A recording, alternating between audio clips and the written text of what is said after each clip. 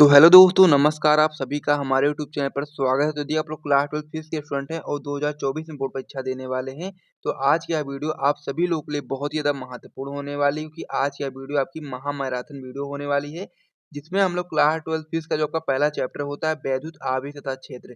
इसमें आपके जितने भी प्रकार के क्वेश्चन आपके 2024 की बोर्ड परीक्षा में बन सकते हैं, वो सारे प्रश्न आपको एक ही वीडियो में कराए जाएंगे। चाहे आपके बहुविकल्पी प्रश्न हो, चाहे आपके अति लघु उत्तरीय प्रश्न हो, चाहे आपके लघु उत्तरीय प्रश्न हो, चाहे आपके दीर्घ उत्तरीय प्रश्न हो, ठीक है? यानी कहने का मतलब ये है कि जितने भी आपके महत्वपूर्ण बहुविकल्पी प्रश्न होंगे जो कि आपके बोर्ड एग्जाम 2024 में आ सकते हैं, वो सारे के सारे सबसे पहले आपको इस वीडियो में कराए जाएँगे। उसके बाद में फिर आपके जितने भी महत्वपूर्ण अति लघु उत्तरीय प्रश्न होंगे, जिनकी संभावना 2024 की बोर्ड परीक्षा में आने की होगी, उनको भी कराया जाएगा। और उसके बाद फिर जितने भी आपके महत्वपूर्ण लघु उत्तरीय प्रश्न होंगे, उनको भी यहाँ पर करवाया जाएगा। उसके बाद में फिर जितने भी आपके महत्वपूर्ण दीर्घ उत्तरीय प्रश्न होंगे, जो भी आपके महत्वपूर्ण डेरिवेशन होंगे, लॉन्ग क्वेश्चंस होंगे, उनको भी यहाँ पर करवाया जाएगा। तो ये वीडियो आप सभी लोगों के लिए बहुत ही ज़्यादा महत्वपूर्ण होने वाली है। तो इसीलिए आप लोग वीडियो को ध्यान से देखो और वीडियो साथ ही में आप लोग लाइक भी कर दो, क्योंकि आप लोग एक लाइक करेंगे तो हमको अच्छा लगेगा इसी प्रकार के और भी महत्वपूर्ण वीडियोस को बनाने में। और साथ ही में आप लोग कमेंट करके बताओ कि आपको हर एक चैप्टर का इसी प्रकार से महत्वपूर्ण प्रश्नों का एक वन शॉट वीडियो चाहिए, तो आप लोग बताइए कमेंट में। और जैसे आप लोग कमेंट बॉक्स में कमेंट करके बताओगे, साथ में वीडियो को लाइक करोगे और सब्सक्राइब करके चैनल को सपोर्ट दिखाओगे, तो फिर आपको इस प्रकार से, जैसा कि आज का वीडियो है, उसी प्रकार से आपको हर एक चैप्टर का जितने भी आपके महत्वपूर्ण प्रश्न होंगे वो सारे के सारे करवाए जाएंगे एक-एक वीडियो में। तो वीडियो आप सभी लोग के लिए बहुत ही ज़्यादा महत्वपूर्ण हो जाता है, तो इसीलिए आप वीडियो को लाइक कर दीजिए अभी से और चैनल को सब्सक्राइब कर दीजिए। और साथ ही में इस वीडियो को ध्यान से शुरू से लेकर अंतिम तक यदि आप लोग देख लेंगे, तो यहाँ से आपके जितने भी महत्वपूर्ण बहुविकल्पी प्रश्न होते हैं, जितने भी महत्वपूर्ण अति लघु उत्तरीय प्रश्न होते हैं, जितने भी आपके महत्वपूर्ण लघु उत्तरीय प्रश्न होते हैं और साथ में जितने भी आपके महत्वपूर्ण दीर्घ उत्तरीय प्रश्न होते हैं, सारे के सारे इस चैप्टर से आपको इसी वीडियो से तैयार हो जाएँगे। तो आप लोग इसे तैयार करके अपने बोर्ड एग्जाम में अच्छा स्कोर कर सकते हैं, क्योंकि अब आपके पास ज़्यादा समय बचा नहीं है। उसी को ध्यान में रखते हुए जितने भी आपके महत्वपूर्ण प्रश्न होते हैं, जितने भी आपके महत्वपूर्ण टॉपिक होते हैं, केवल केवल आप उन्हीं पर ध्यान दीजिए, ताकि आप अपने बोर्ड एग्जाम में अच्छा स्कोर कर पाएँगे। तो चलिए अब हम लोग वीडियो को शुरू कर देते हैं। तो वीडियो को शुरू करने से पहले मैं आपको बताना चाहता हूँ कि यदि आपको इस प्रकार से notes plus important question answer चाहिए, तो आप लोग हमारा टॉपर ग्रुप ज्वाइन कर सकते हैं। एक सब्जेक्ट का जो टॉपर ग्रुप का प्राइस है वो मात्र ₹100 रखा गया है, जिसमें आपको notes plus important question answer दिया जाता है। तो यदि आप लोग को ज्वाइन करना है तो आप लोग ज्वाइन कर सकते हैं। डिस्क्रिप्शन बॉक्स में आपको हमारा व्हाट्सएप नंबर मिल जाएगा, तो वहाँ से आप लोग नंबर निकाल करके व्हाट्सएप पर मैसेज करके टॉपर ग्रुप ज्वाइन कर सकते हैं। एक सब्जेक्ट का प्राइस फिलहाल के लिए मात्र ₹100 रखा गया है। तो ये सारी चीज़ें हो गई हैं, तो आप चलिए अब हम लोग वीडियो को शुरू कर देते हैं और एक-एक करके जितने भी आपके महत्वपूर्ण बहुविकल्पी प्रश्न हैं, सबसे पहले उनको देख लेते हैं और उसके बाद फिर आपके जितने भी महत्वपूर्ण अति लघु उत्तरीय प्रश्न होंगे उनको देखेंगे और उसके बाद फिर आपके जितने भी महत्वपूर्ण इस चैप्टर में लघु उत्तरीय प्रश्न होंगे उनको देखेंगे और फिर लास्ट में हम लोग जितने भी आपके महत्वपूर्ण दीर्घ उत्तरीय प्रश्न होंगे क्लास 12 फिजिक्स का पहला चैप्टर यानी कि वैद्युत आवेश क्षेत्र में, वो सारे के सारे देख लेंगे। तो वहाँ तक यदि आप लोगों ने वीडियो को पूरा देख लिया, तो आपका ये चैप्टर जो होगा पूरी तरीके से कंप्लीट हो जाएगा एक ही वीडियो से। तो चलिए अब हम लोग वीडियो को शुरू करते हैं और यदि आपको वीडियो पसंद आएगा तो वीडियो को आप ज़रूर लाइक कर दीजिएगा और साथ में चैनल को भी सब्सक्राइब कर दीजिएगा और कमेंट करके हमें ज़रूर बताइएगा कि आपको वीडियो अच्छा लगा है। तो चलो वीडियो को शुरू करते हैं। तो आज का जो हमारा पहला क्वेश्चन होने वाला है वो आपका होने वाला है वैद्युत क्षेत्र की तीव्रता का मात्रक है। हम लोग को बताना है कि वैद्युत क्षेत्र की तीव्रता का मात्रक कौन सा है। इसमें बहुत सारे ऑप्शन दिए गए हैं, यानी कि 4 ऑप्शन दिए गए हैं। इसी प्रकार से आपके बोर्ड एग्जाम में क्वेश्चन पूछा जाता है, तो इसीलिए आपको यहाँ पर ध्यान देना है, ठीक है। पहला ऑप्शन इसमें दिया गया है वोल्ट अपान में मीटर स्क्वायर, दूसरा ऑप्शन में दिया गया है वोल्ट अपान में मीटर, तीसरा ऑप्शन इसमें दिया गया है वोल्ट इंटू मीटर और चौथा ऑप्शन में दिया गया वोल्ट इंटू मीटर स्क्वायर। तो सबसे पहले हम लोग को वायु क्षेत्र की तीव्रता का फॉर्मूला पता होना चाहिए, तभी हम लोग इसका मात्रक निकाल पाएंगे। तो वायु क्षेत्र की तीव्रता का जो फॉर्मूला होता है वो आप लोग दो प्रकार से बता सकते हो। सबसे पहले आपको ये चीज़ पता होना चाहिए, वायु क्षेत्र की जो तीव्रता होती है उसको हम लोग ई से प्रदर्शित करते हैं, ठीक है। ये चीज़ आपको यहाँ पर ध्यान देना है। तो इसका जो फॉर्मूला होता है वो आप लोग दो तरीके से निकाल सकते हो। इसका तो एक फार्मूला हो जाता है, एक फार्मूला जो इसका होता है ई बराबर आपका हो जाता है एफ अपान में क्यू, ठीक है। ये आपका पहला फार्मूला हो जाता है। इसी का जो दूसरा फार्मूला हो जाता है आपका ई बराबर बी अपॉन में डी। ये दोनों कैसे हैं, वैद्युत क्षेत्र की तीव्रता के फॉर्मूले हैं, ठीक है। अब इससे हम लोग को क्या निकालना है, सबसे पहले हम लोग इससे हम लोग को मात्रक निकालना है, तभी हम लोग वैद्युत क्षेत्र की तीव्रता का सही मात्रक बता पाएंगे। तो सबसे पहले हम लोग इस वाले फार्मूले से निकाल करके देख लेते हैं। यदि यहाँ से इसका मात्रक मिल जाता जो ऑप्शन में दिया गया है, तो हम लोग यहीं से टिक मार देंगे और यदि इससे नहीं मैच करता है तो हम लोग इस वाले से निकाल करके देखेंगे, यानी कि दोनों के मात्रक पूछे जा सकते हैं। ये चीज़ आपको यहाँ पर ध्यान देना है और दोनों का मात्रक मैं आपको यहाँ पर बता दूंगा। सबसे पहले यहाँ पर दिया गया है एफ का क्या मात्रक होता है आपका, न्यूटन हो जाता है, ठीक है। तो न्यूटन अपान में क्या दिया गया नीचे क्यू, तो क्यू का मात्रक क्या हो जाता है आपका कूलाम, तो इस प्रकार से क्या हो जाएगा, न्यूटन अपान में कूलाम। ये आपका पहला मात्रक निकल करके आ गया। ठीक, दूसरा मात्रक इसमें क्या है, बी ई बराबर क्या है, बी अपॉन में डी। तो बी बराबर क्या हो, बी क्या हो जाएगा, बोल्ट अपान में क्या हो जाएगा, डी यानी डिस्टेंस का क्या हो जाएगा, मीटर अपान में मीटर। तो इस प्रकार से अब इन दोनों में से देखो जो सा आपको इसमें मिल जाए ऑप्शन में, उसी पे आप लोग सही टिक लगा देना। सबसे पहला ऑप्शन इसमें दिया गया बोल्ट अपान में मीटर स्क्वायर, तो वो तो इन दोनों में से मैच नहीं कर रहा, तो ये आपका सही ऑप्शन नहीं है। दूसरा ऑप्शन में दिया गया बोल्ट अपान में मीटर, तो यहाँ पर आप लोग देखोगे बोल्ट अपान में मीटर, ये आपका सही ऑप्शन हो जाएगा। यानी कि यहाँ पर जो दूसरा वाला ऑप्शन दिया गया है बोल्ट अपान में मीटर, बी ऑप्शन, ये आपका सही ऑप्शन हो जाएगा। तो इसे आप अपनी कॉपी में नोट कर लो। फिर हम लोग अगले क्वेश्चन की ओर बढ़ते हैं, क्योंकि ये आपका जो पहला ऑप्शन था वो आपका गलत था, दूसरा ऑप्शन इसमें सही है। तो बल क्षेत्र की तीव्रता का जो मात्रक हो जाता है वो आपका हो जाएगा बोल्ट अपान में मीटर। ये चीज़ आपको यहाँ पर याद रखना है। और यदि आपका यहाँ पर बोल्ट अपान में मीटर ना दे करके न्यूटन अपान में कूलाम दिया होता तो ये भी आपका सही ऑप्शन हो जाता। तो इसीलिए आपको दोनों मात्रक को याद रखना है और दोनों फॉर्मूले को भी आपको याद रखना है, तभी आप लोग इसका आंसर सही बता पाओगे। तो इतना आप लोग अपनी कॉपी में नोट करो। फिर हम लोग अगले क्वेश्चन की ओर बढ़ते हैं, और ध्यान से अपनी कॉपी में इस क्वेश्चन को नोट कर लो और साथ में दूसरे वाले ऑप्शन पे सही टिक लगा लो, ताकि आपको सारी चीज़ें बहुत ही अच्छे तरीके से क्लियर होती चलें लगातार, यानी कि समय के साथ साथ। अगला क्वेश्चन इसमें दिया गया है 8 कूलाम ऋण आवेश में उपस्थित इलेक्ट्रॉन की संख्या है। ये आपका एक छोटा सा न्यूमेरिकल है जो कि आपका बहुविकल्पी प्रश्न में पूछा जा सकता है। तो इसको आपको बहुत अच्छे तरीके से मैं आपको सॉल्व करना सिखाऊंगा, बहुत ही आप लोग शानदार तरीके से सॉल्व कर लोगे। तो सबसे पहले हम लोग को क्या इसमें बताना है, हम लोग को बताना है कि 8 कूलाम ऋण आवेश है, उसमें उपस्थित इलेक्ट्रॉन की कितनी संख्या है। हम लोग को संख्या बतानी है, इलेक्ट्रॉनों की संख्या बतानी है 8 कूलाम ऋण आवेश में। तो चलो सबसे पहले हम लोग इसका फार्मूला देखते हैं कि इसका फार्मूला क्या होता है।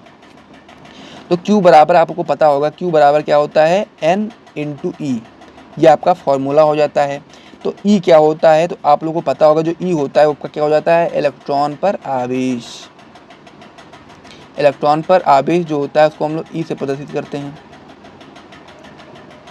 ठीक, और N क्या होता है आपका, N जो आपका हो जाता है वो आपका होता है इलेक्ट्रॉनों की संख्या। इलेक्ट्रॉनों की संख्या को हम लोग किससे प्रदर्शित करते हैं, N से करते हैं। ठीक है, इलेक्ट्रॉनों की संख्या।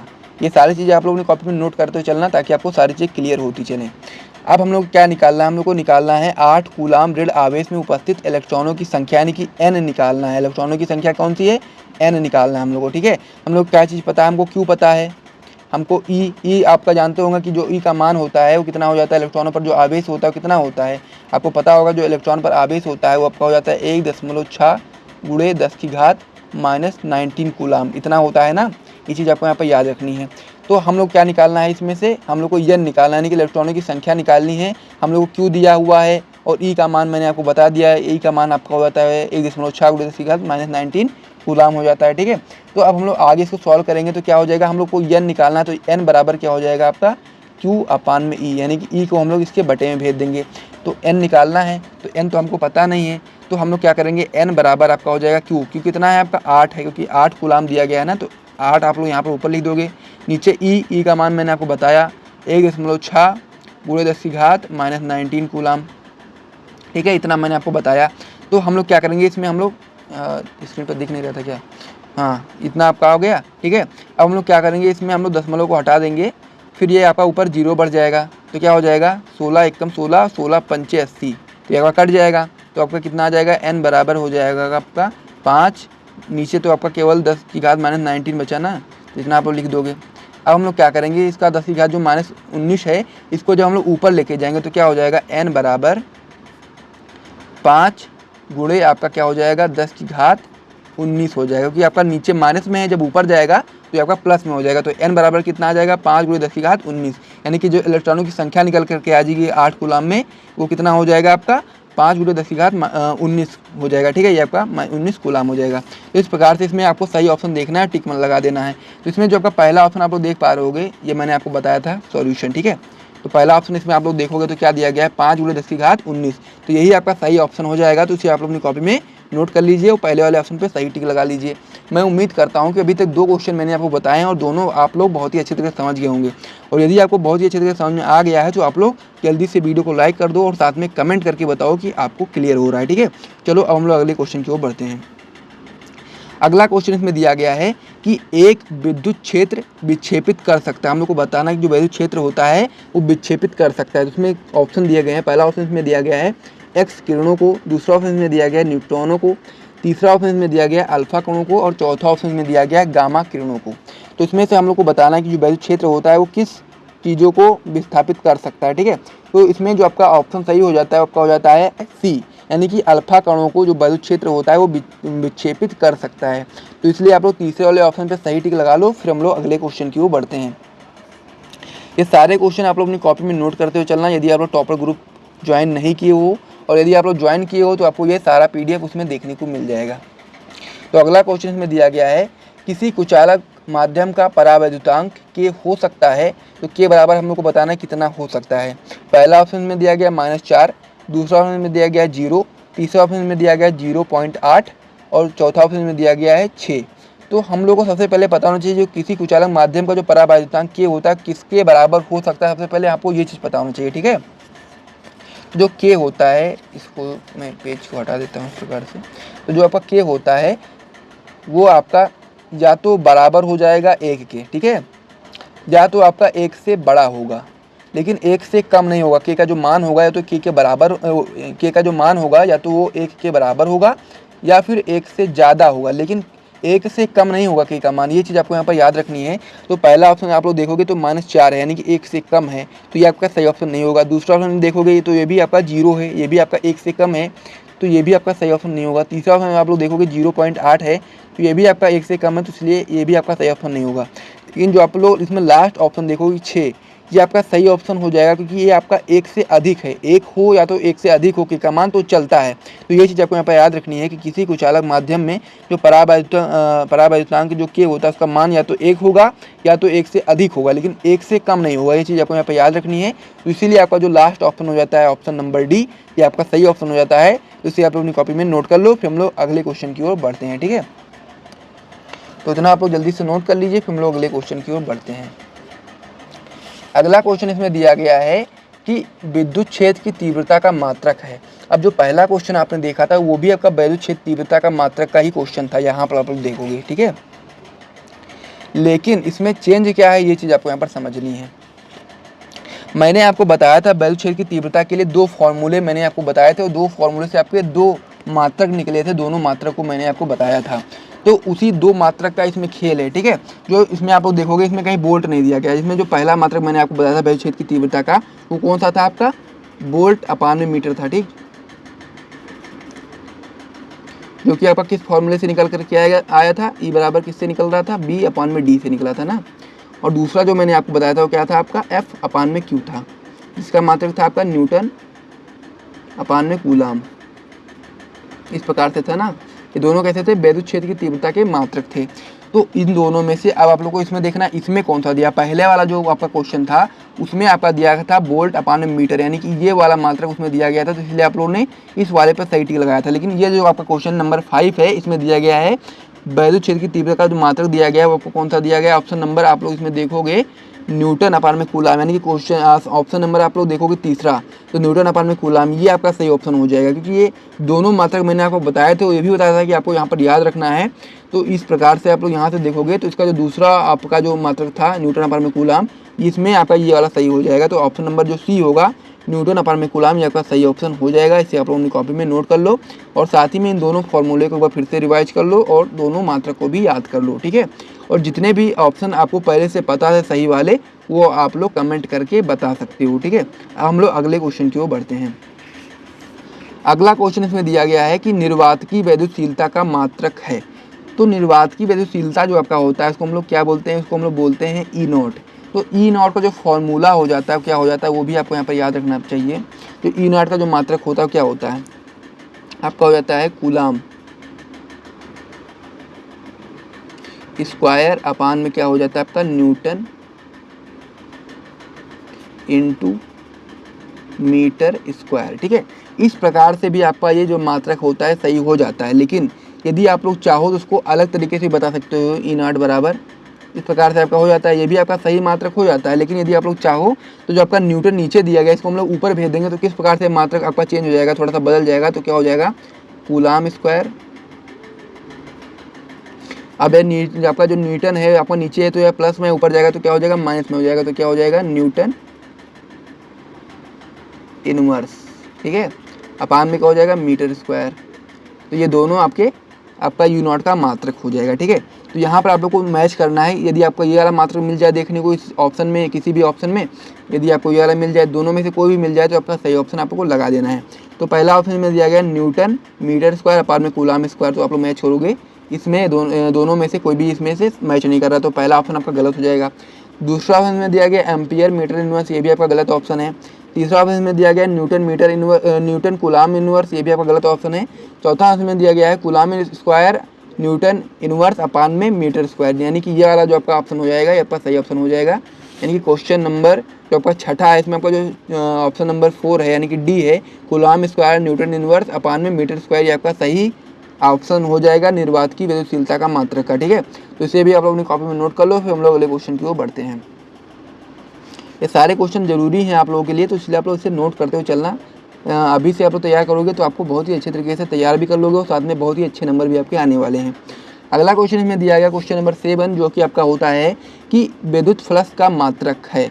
तो हम लोग को बताना है कि विद्युत फ्लक्स का मात्रक हम लोग को इसमें बताना है। सबसे पहले हम लोग को पता होना चाहिए विद्युत फ्लक्स का फार्मूला।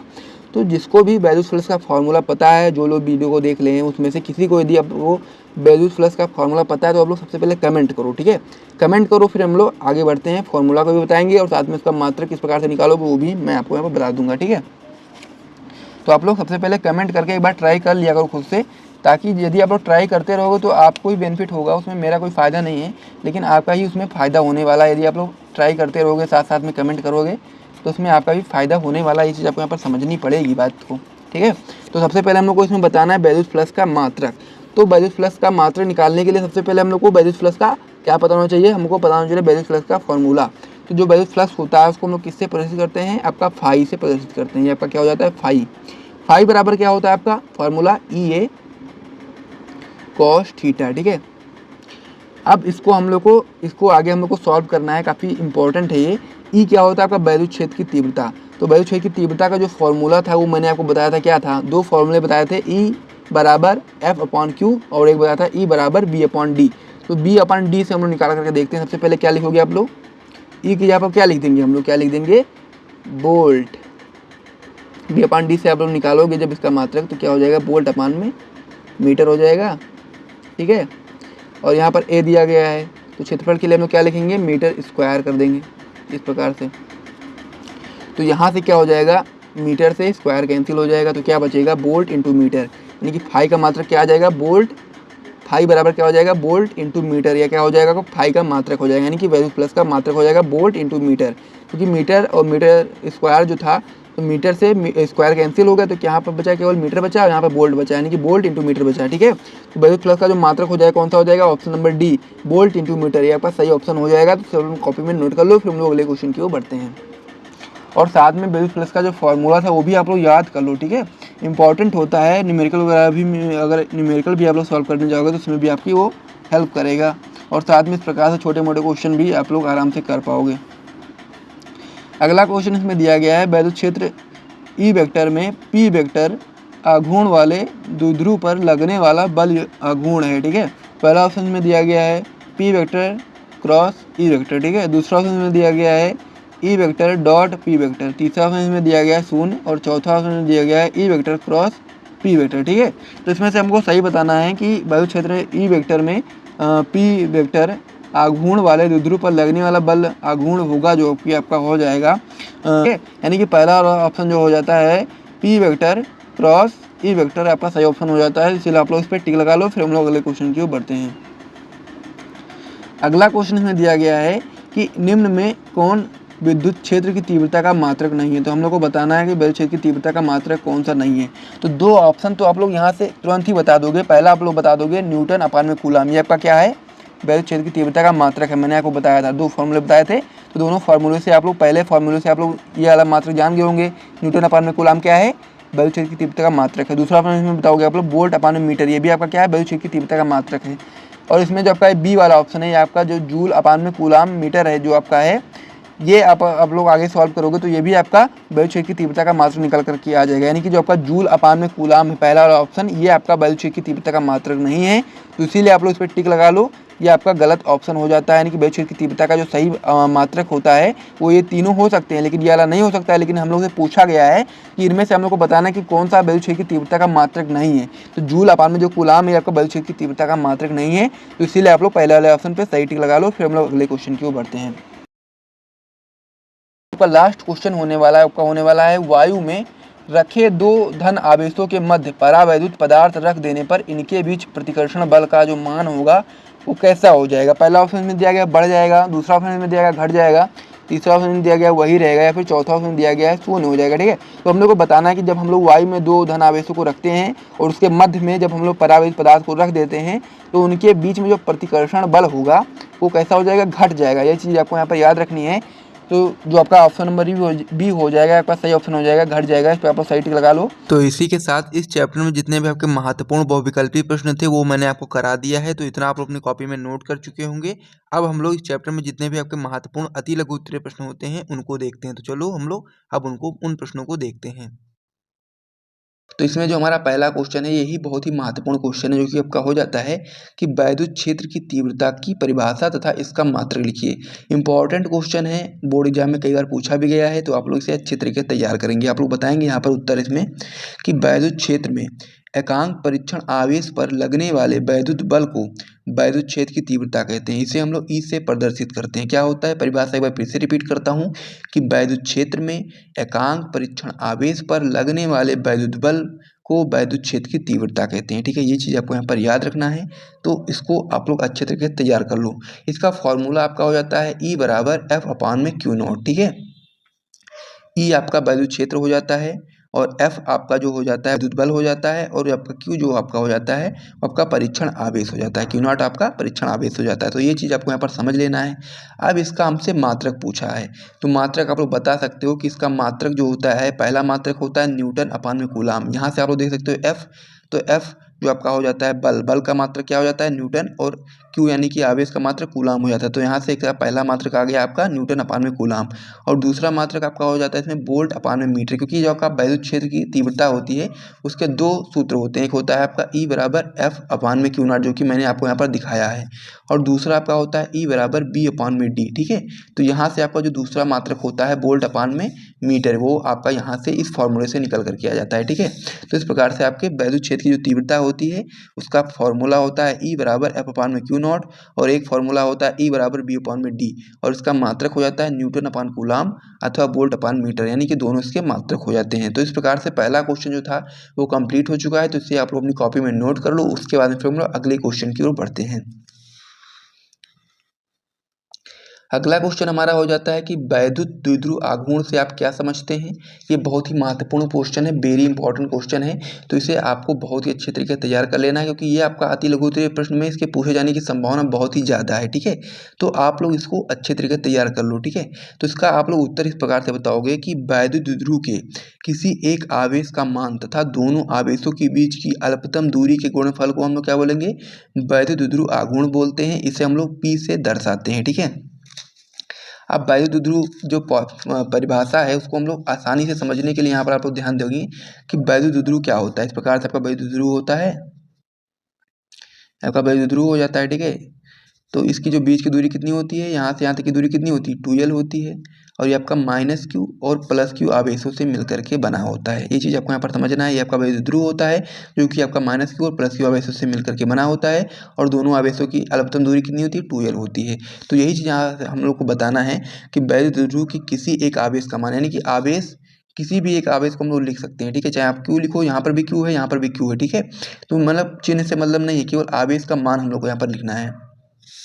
तो आप लोग बताओगे कि वैद्युत द्विध्रुव के किसी एक आवेश का मान तथा दोनों आवेशों के बीच की दूरी के गुणनफल को हम लोग वैद्युत द्विध्रुव आघूर्ण कहते हैं। इसे हम लोग P से दर्शाते हैं। तो P बराबर क्या हो जाता है, Q × 2L, यही आपका फॉर्मूला हो जाता है वैद्युत द्विध्रुव आघूर्ण का। ठीक है, तो इस प्रकार से आप लोग यहाँ पर लिखेंगे P बराबर Q × 2L। तो ये भी क्वेश्चन आपका कंप्लीट हो चुका है, इसे भी आप लोग अपनी कॉपी में नोट कर लो। उसके बाद फिर हम लोग अगले क्वेश्चन की ओर बढ़ते हैं। महत्वपूर्ण क्वेश्चन है, तो इसे आप लोग बिल्कुल भी मिस नहीं कर सकते हो। अगले क्वेश्चन की ओर अब हम लोग देखते हैं। अगला जो क्वेश्चन है, कूलाम के नियम का सदिश रूप बताइए। ये भी महत्वपूर्ण क्वेश्चन है और इसकी संभावना भी बहुत ज़्यादा होती है आपके बोर्ड एग्जाम में आने की। तो हम लोग को बताना क्या है, कूलाम के नियम का क्या बताना है, सदिश रूप बताना है। कूलाम का नियम क्या होता है, उसका फॉर्मूला क्या होता है, आपको पता होना चाहिए। F बराबर 1/4 pi epsilon not Q1 Q2 अपान में R स्क्वायर, ये आपका क्या हो जाता है, कूलाम का नियम। अब उस कूलाम के नियम का हम लोग को सदिश रूप बताना है। तो आप लोग बताओगे कि माना Q1 व Q2 एक चिन्ह के दो बिंदु आवेश, यानी कि एक ही चिन्ह के दो बिंदु आवेश हैं। आवेश Q1 के कारण Q2 पर लगने वाला विद्युत बल हम लोग सबसे पहले ज्ञात करेंगे। तो क्या हो जाएगा, F12, यानी कि आवेश Q1 के कारण Q2 पर हम लोग लगा रहे हैं ना, तो क्या हो जाएगा, F12 बराबर 1/4 pi epsilon not Q1 Q2 अपान में R स्क्वायर R कैप 12। ये आपका पहला समीकरण हो जाता है, जहाँ पर जो आपका R कैप 12 है वो आपका Q1 से Q2 की ओर इंगित करने वाला एकांक सदिश है। ठीक है, उसी प्रकार से अब हम लोग क्या करेंगे, आवेश Q2 के कारण Q1 पर लगने वाला वैद्युत बल निकालेंगे। तो आप लोग इस प्रकार से लिखोगे, F21 बराबर 1/4 pi epsilon not Q1 Q2 अपान में R स्क्वायर R कैप 21। इसको हम लोग इक्वेशन सेकंड बना लेंगे, जहाँ पर आपका जो R कैप 21 है वो आपका Q2 से Q1 की ओर इंगित करने वाला एकांक सदिश है। इस प्रकार से आपका हो गया। अब जो समीकरण पहला है और समीकरण दूसरा है, दोनों आपके कूलाम के नियम को सदिश रूप में व्यक्त करते हैं। ये चीज़ आपको यहाँ पर याद रखनी है कि ये दोनों आपके कूलाम के नियम का सदिश रूप है। ठीक है, तो इस प्रकार से आप लोग समझ गए होंगे। तो इसे भी आप लोग अपनी कॉपी में नोट कर लो। उसके बाद फिर हम लोग अगले क्वेश्चन की ओर बढ़ते हैं। तो इतना आप लोग अपनी कॉपी में नोट कर लो, फिर हम लोग अगले क्वेश्चन की ओर बढ़ते हैं। अगला क्वेश्चन हमारा हो जाता है कि गॉस की प्रमेय क्या है। तो हम लोग को बताना है कि गॉस की प्रमेय क्या है। ये भी इस चैप्टर का काफ़ी महत्वपूर्ण क्वेश्चन हो जाता है, पहले चैप्टर का। तो इसे भी आपको अच्छे तरीके से तैयार कर लेना है। इसकी भी संभावना बहुत ही ज़्यादा है आपके बोर्ड परीक्षा में अति लघु उत्तरीय प्रश्न में पूछी जाने की। तो इसीलिए आप लोग को अच्छे तरीके से तैयार कर लेना है। तो आप लोग इसका उत्तर बताओगे कि गॉस के नियम के अनुसार किसी बंद पृष्ठ से गुजरने वाला वैद्युत फ्लक्स फाई ई, ठीक है, क्या होता है, गॉस के नियम के अनुसार किसी बंद पृष्ठ से गुजरने वाला वैद्युत फ्लक्स फाई ई उस पृष्ठ द्वारा परिबद्ध कुल आवेश Q का 1/एप्सिलॉन नॉट गुना होता है। यानी कि फॉर्मूला आपका हो जाता है फाई ई बराबर Q अपान में एप्सिलॉन नॉट, जहाँ पर आपका जो एप्सिलॉन नॉट होता है वो आपका निर्वात या वायु की वैद्युतशीलता है। तो इस प्रकार से इस चैप्टर में आपके जितने भी महत्वपूर्ण अति लघु उत्तरीय प्रश्न थे वो भी आपके कंप्लीट हो चुके हैं। यानी कि तो अभी तक हम लोगों ने क्लास 12 फिजिक्स का जो आपका पहला चैप्टर होता है उसमें आपके जितने भी महत्वपूर्ण बहुविकल्पी प्रश्न होते हैं और साथ में जितने भी महत्वपूर्ण आपके अति लघु उत्तरीय प्रश्न होते हैं दोनों को कंप्लीट कर लिया है। अब हमारा बचा है महत्वपूर्ण लघु उत्तरीय प्रश्न और महत्वपूर्ण दीर्घ उत्तरीय प्रश्न। तो सबसे पहले अब हम लोग महत्वपूर्ण लघु उत्तरीय प्रश्न को देखेंगे और उसके बाद फिर दीर्घ उत्तरीय प्रश्न को देखेंगे। तो चलिए अब हम लोग महत्वपूर्ण लघु उत्तरीय प्रश्न को देखते हैं कि कूलाम का वैद्युत बल संबंधी नियम लिखिए। तो इसका उत्तर आप लोग बताओगे। बहुत ही सिंपल सा क्वेश्चन है, लेकिन ये आपका बहुत ही महत्वपूर्ण क्वेश्चन है क्योंकि इसकी संभावना है आपके बोर्ड परीक्षा में आने की। तो इसीलिए सबसे पहले आप लोग क्या लगाएंगे, यहाँ पर IMP का टिक। ये चीज़ आपको जरूर लगा लेना है ताकि आपको पता होना चाहिए कौन कौन सा क्वेश्चन आपके लिए बहुत ही महत्वपूर्ण है। तो यहाँ पर आप लोग IMP का टिक लगा लेंगे। उसके बाद में फिर इसका उत्तर आप लोग बताओगे कि कूलाम के नियम के अनुसार दो स्थिर बिंदु आवेशों के मध्य कार्यरत बल आवेशों Q1 व Q2 के गुणनफल के अनुक्रमानुपाती तथा उनके मध्य दूरी r के वर्ग के व्युत्क्रमानुपाती होता है। ये चीज़ आपको यहाँ पर समझना है। कैसे समझेंगे, चित्र के माध्यम से आप लोग समझेंगे। सबसे पहले आप लोग देखेंगे कि जो आपका कूलाम का नियम होता है उसके अनुसार जो आपके दो स्थिर बिंदु आवेश होते हैं, जैसे कि मान लीजिए Q1 है और Q2 है, कैसे हैं आपके दो स्थिर बिंदु आवेश हैं। अब इनके मध्य में जो कार्यरत बल है, कार्यरत बल जो आपका है वो आपका आवेश, यानी कि आवेश कौन सा है, Q1 है और Q2 है, के गुणनफल, यानी कि इन दोनों का गुणन कर देंगे और उसके गुणनफल के अनुक्रमानुपाती होता है जो कि आपका कार्यरत बल होता है। ठीक है, उसके यहाँ पे इसके मध्य की दूरी की बात करेंगे तो दूरी आपकी कितनी है, Q1 से Q2 की दूरी कितनी है, R है ना। तो इसके मध्य की जो दूरी है R के वर्ग के व्युत्क्रमानुपाती होता है। ठीक है, ये चीज आपको यहाँ पर याद रखना है। तो यहाँ पर आप लोग देखेंगे F अनुक्रमानुपाती Q1 Q2, ये चीज यहाँ पर बताया गया था कि आवेशों Q1 व Q2 के गुणनफल के अनुक्रमानुपाती होता है, यानी कि F अनुक्रमानुपाती Q1 Q2। इसको हम लोग समीकरण 1 बना लेंगे। फिर आगे आप लोग बताएंगे इसमें क्या लिखा है कि उनके मध्य दूरी R के वर्ग के व्युत्क्रमानुपाती, यानी कि इसकी जो दूरी कितनी है R है, तो इसका हम लोग वर्ग कर देंगे के व्युत्क्रमानुपाती होता है, यानी कि F व्युत्क्रमानुपाती 1/r स्क्वायर। ये आपका हो जाएगा सेकेंड समीकरण। अब इस दोनों समीकरण को जब हम लोग संयुक्त कर देंगे तो फिर आपका कूलाम का नियम निकल करके आ जाएगा इस प्रकार से, ठीक है। तो इसमें जब हम लोग क्या बताएंगे कि समीकरण को संयुक्त करने पर क्या हो जाएगा आपका F अनुक्रमानुपाती Q1 Q2 अपान में R स्क्वायर। अब ये जो अनुक्रमानुपाती इसका जब चिन्ह हटेगा तो यहाँ पर क्या आ जाएगा, नियतांक आ जाएगा। तो क्या हो जाएगा सूत्र आपका F बराबर 1/4 pi epsilon not Q1 Q2 अपान में R स्क्वायर। यही आपका कूलाम का नियम होता है और इसे आपको अच्छे तरीके से तैयार कर लेना है और ये सारे प्रश्नों को अच्छे तरह से समझ लेना है। यानी कि इस क्वेश्चन में जो चीज़ें आपको मैंने उत्तर में बताई हैं सारी चीज़ों को आप लोग नोट कर लेना है और यदि आपके बोर्ड परीक्षा में क्वेश्चन आता है तो आपको इतना ही कर देना है, आपको पूरे मार्क्स मिल जाएंगे। अब यहाँ पर जो आपका है 1/4 पाई एप्सिलॉन नॉट, इसकी जब आप लिखना चाहो तो लिख सकते हो 9 × 10⁹ यानी कि कैसे लिख सकते हो आप लोग, मैं आपको यहाँ पर बता देता हूँ, ठीक है। पेज में ले लेता हूँ सबसे पहले, यहाँ पर आप लोग समझ लीजिए, पेज ले लेते हैं। यहाँ पर क्या लिखा है, F बराबर क्या लिखा है आपका, F बराबर लिखा है 1/4 pi epsilon not Q1 Q2 अपान में R स्क्वायर लिखा है ना। तो ये तो आप लोग लिख सकते हो, और यदि आप लोग इसको इस प्रकार से लिखना चाहो तो ये भी लिख सकते हो कि F बराबर 9 × 10⁹ Q1 Q2 अपान में R स्क्वायर। इस प्रकार से भी आप लोग लिख सकते हो क्योंकि आपका जो 1/4 पाई एप्सिलॉन नॉट होता है वो बराबर आपका 9 × 10⁹ होता है, 9 × 10⁹ होता है, इस प्रकार से होता है, ठीक है। तो ये चीज़ आपको यहाँ पर समझना है। तो इस प्रकार से भी लिखो चाहे आप लोग इस प्रकार से लिखो, सेम चीज़ होती है, आपको कोई भी इसमें दिक्कत वाली बात नहीं है। तो इस प्रकार से जो पहला क्वेश्चन था आपका पूरी तरह से कंप्लीट हो गया है। तो इसे आप लोग अपनी कॉपी में नोट कर लीजिए, उसके बाद में फिर हम लोग अगले क्वेश्चन की ओर बढ़ेंगे। और यहाँ तक यदि आपको वीडियो पसंद आया हो तो वीडियो को आप लोग एक बार लाइक कर दीजिए ताकि हम लोग को मोटिवेशन मिलता रहे आपके लिए महत्वपूर्ण वीडियोस को बनाने के लिए, ठीक है। तो इस प्रकार से यहाँ तक आप लोग अपनी कॉपी में एक बार नोट करो, फिर हम लोग अगले पेज पर बढ़ते हैं। तो अब हमारा जो अगला क्वेश्चन होने वाला है वो क्या होने वाला है, आइए देखते हैं। तो जो आपका लघु उत्तरीय प्रश्न होता है उसमें ये बहुत ही महत्वपूर्ण प्रश्न हो जाता है, जो कि आपका हो जाता है कि वैद्युत फ्लक्स से आप क्या समझते हैं, इसे आवश्यक सूत्र देते हुए समझाइए। बहुत ही इंपॉर्टेंट क्वेश्चन होता है, इसीलिए आपको यहाँ पर BIMP यानी कि वेरी इंपॉर्टेंट का टिक लगा लेना है क्योंकि ये बहुत ही महत्वपूर्ण प्रश्न है और आपके बोर्ड परीक्षा 2024 में आ सकता है। तो इसीलिए इस पर आपको वेरी इंपॉर्टेंट का टैग लगा लेना है, ठीक है। अब इसका उत्तर किस प्रकार से होता है, सबसे पहले आइए समझते हैं। तो इसमें आपको सबसे पहले इसके चित्र को समझ लेना है। यदि आप लोग इसके चित्र को समझ गए ना तो फिर आपको इस परिभाषा को लिखने में कोई भी समस्या नहीं आने वाली है। तो सबसे पहले आपको चित्र पर ध्यान से देखना है। तो यहाँ पर क्या दिया गया है, मान लीजिए आपको इस प्रकार से कोई एक पृष्ठ बना हुआ है। अब पृष्ठ के मध्य से जो है आपको ये देख पा रहे हैं रेखाएं निकल रही हैं, इसको हम लोग क्या बोलते हैं, वैद्युत बल रेखाएं बोलते हैं, ठीक है। तो पृष्ठ के भीतर से गुजरने वाली जो वैद्युत बल रेखाएं होती हैं उन बल रेखाओं की संख्या को हम लोग क्या बोलते हैं, वैद्युत फ्लक्स बोलते हैं। ये चीज आपको यहाँ पर समझना है। तो यहाँ से आप लोग इसकी परिभाषा बताएंगे कि किसी वैद्युत क्षेत्र में किसी पृष्ठ से गुजरने वाली वैद्युत बल रेखाओं की संख्या को उस पृष्ठ से बद्ध वैद्युत फ्लक्स कहते हैं। और इसे हम लोग किससे प्रदर्शित करते हैं, तो आप लोग बता सकते हो कि इसे हम लोग फाई ई से प्रदर्शित करते हैं, यानी कि दर्शाते हैं। आगे आप लोग इसमें बताएंगे सूत्र के लिए कि यदि एकांक अनुप्रस्थ परिच्छेद का क्षेत्रफल ए है तो क्या हो जाएगा आपका, फाई ई बराबर हो जाएगा आपका E vector dot D A vector, ठीक है। आगे आप लोग इसमें बता सकते हैं फाई ई बराबर हो जाएगा आपका E D A cos theta. तो ये आपका सूत्र हो जाता है। इस सूत्र को आपको अच्छी तरीके से याद कर लेना है और साथ ही में चित्र भी बना देना है और सूत्र भी लिख देना है यदि आपसे क्वेश्चन पूछा जाता है, ताकि आपको यहाँ पर पूरे मार्क्स मिल जाए, कोई भी आपका एक नंबर यहाँ से कटे नहीं। तो इस प्रकार से आप लोग इसे अपनी कॉपी में एक बार नोट कर लो, उसके बाद फिर हम लोग अगले क्वेश्चन की ओर बढ़ेंगे।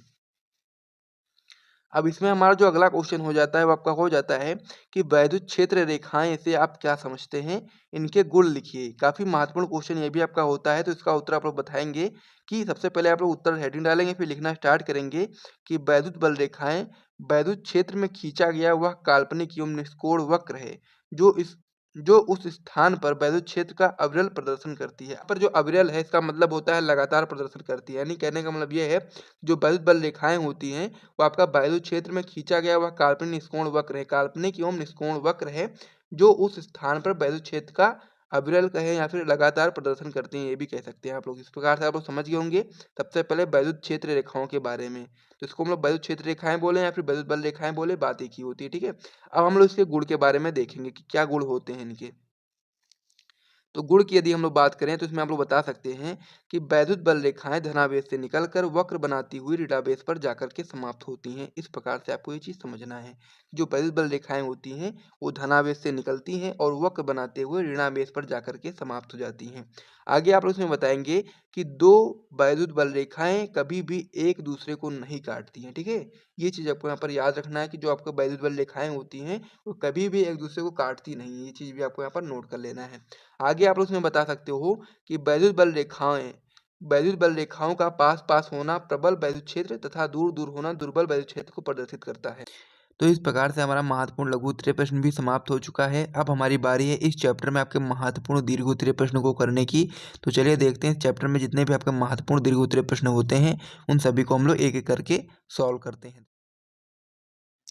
तो इसमें जो हमारा जो पहला क्वेश्चन होने वाला है वो बहुत ही महत्वपूर्ण क्वेश्चन होने वाला है। ठीक है, क्या क्वेश्चन होने वाला है? क्वेश्चन आपका होने वाला है कि वैद्युत द्विध्रुव की अक्षीय स्थिति में किसी बिंदु पर वैद्युत क्षेत्र की तीव्रता का व्यंजक ज्ञात कीजिए।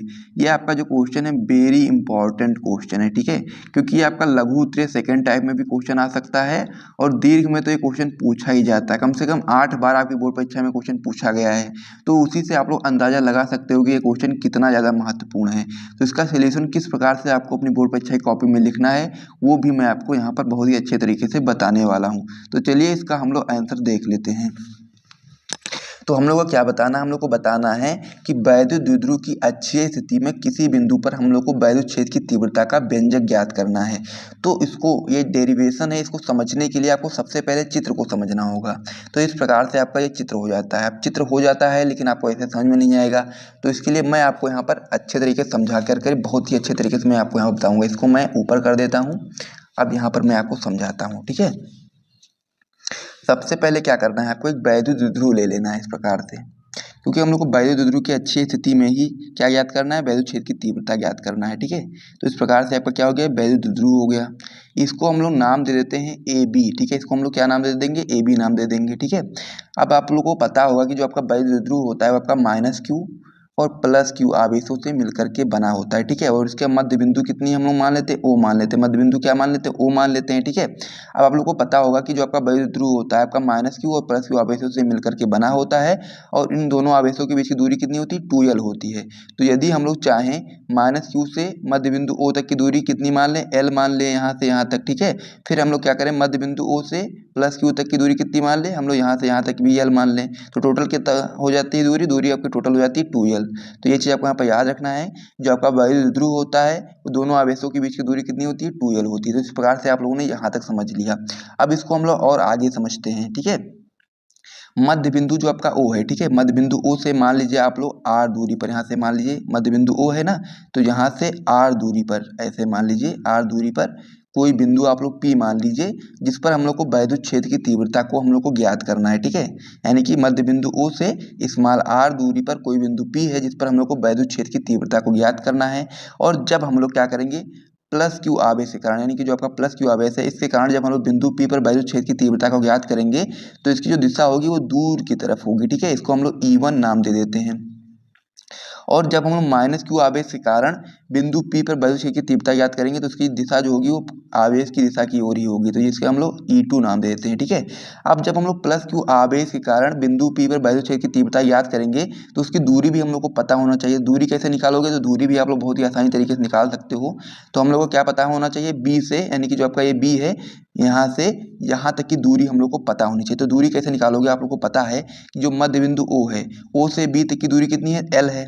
ठीक, और फिर मध्य बिंदु O से P तक की दूरी कितनी है? R है। ठीक है, तो जब हम लोग क्या करेंगे? R में से L को निकाल देंगे, यानी कि इतना जो है आपको जब हम लोग R में से निकाल देंगे तो हम लोग को यहाँ से यहाँ तक की दूरी पता चल जाएगी। तो क्या हो जाएगा आपका? R माइनस L कर देंगे। ठीक है, इस प्रकार से। तो यहाँ से यहाँ तक की जो दूरी हो जाएगी R माइनस L हो जाएगी यहाँ से, यानी कि यहाँ जो बिंदु B है, B से P तक की दूरी कितनी हो जाएगी आपकी? R माइनस L हो जाएगी। ठीक है, अब जब हम लोग माइनस क्यू आवेश के कारण बिंदु P पर वैद्युत क्षेत्र की तीव्रता ज्ञात करेंगे तो हम लोग को यहाँ से यहाँ तक की दूरी पता होनी चाहिए। तो आप लोग को पता है कि जो आपका माइनस क्यू है, माइनस क्यू से मध्य बिंदु तक की दूरी कितनी है? L है। और फिर आपका मध्य बिंदु O से यहाँ तक की दूरी कितनी है? आपकी R है। तो यहाँ से यहाँ तक जब हम लोग प्लस कर देंगे, ठीक है, ऐसे कर देंगे हम लोग, यहाँ हम लोग R प्लस एल कर देंगे, ठीक है। यानी कि यहाँ से यहाँ तक की दूरी कितनी है, एल है, और यहाँ से यहाँ तक की दूरी कितनी है, आर है। तो हम लोग जब आर प्लस एल कर देंगे तो हम लोग की माइनस क्यू से पी तक की दूरी भी आपकी निकल करके आ जाएगी। तो इस प्रकार से इतनी सारी चीज़ें थी चित्र में जो मैं आपको समझाना चाहता था। और जब इतनी चीज़ें आप लोग समझ जाओगे ना तो फिर आपको आगे कुछ करने की जरूरत नहीं है, इसी से आपका डेरिवेशन आराम से हल हो जाएगा, ठीक है। तो चलो अब हम लोग उसका थ्योरी लिखते हैं। किस प्रकार से थ्योरी आप लोग लिखोगे, तो आप लोग बताओगे कि माना कि एक वैद्युत द्विध्रुव ए बी है, ठीक है।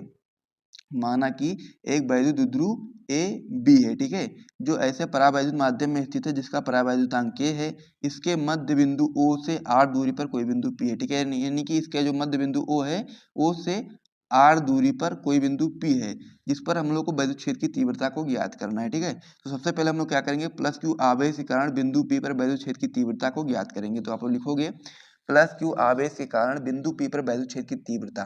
तो क्या हो जाएगा, इसको हम लोग E1 नाम दिए थे, तो हम लोग लिखेंगे E1 बराबर 1/4 pi epsilon naught K Q upon में क्या हो जाएगा आपका आर माइनस एल का होल स्क्वायर, ठीक है। क्योंकि मैंने आपको बताया था इसकी दूरी कितनी थी, दूरी मैंने आपको बताई थी आर माइनस एल, ठीक है।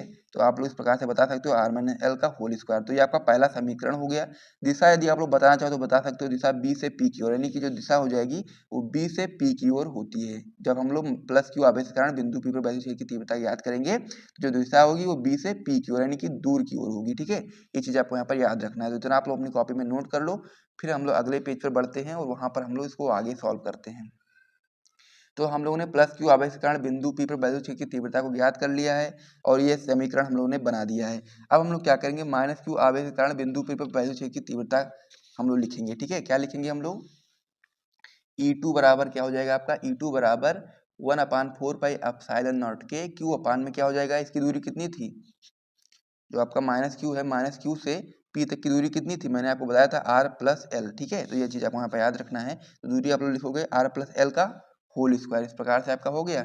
इसको हम लोग इक्वेशन सेकेंड बना लेते हैं और इसकी दिशा की जब बात होगी तो दिशा हो जाएगी आपकी दिशा पी से ए की ओर, यानी कि आप लोग यहाँ पर देखोगे जो आपका E2 है, E2 आप लोग देखोगे तो इसकी दिशा किधर की ओर है, P से इधर की ओर है, यानी कि A की ओर है। तो आप लोग बता सकते हो कि इसकी जो दिशा होगी वो आवेश की ओर ही होती है, ठीक है। तो इस प्रकार से हो गया।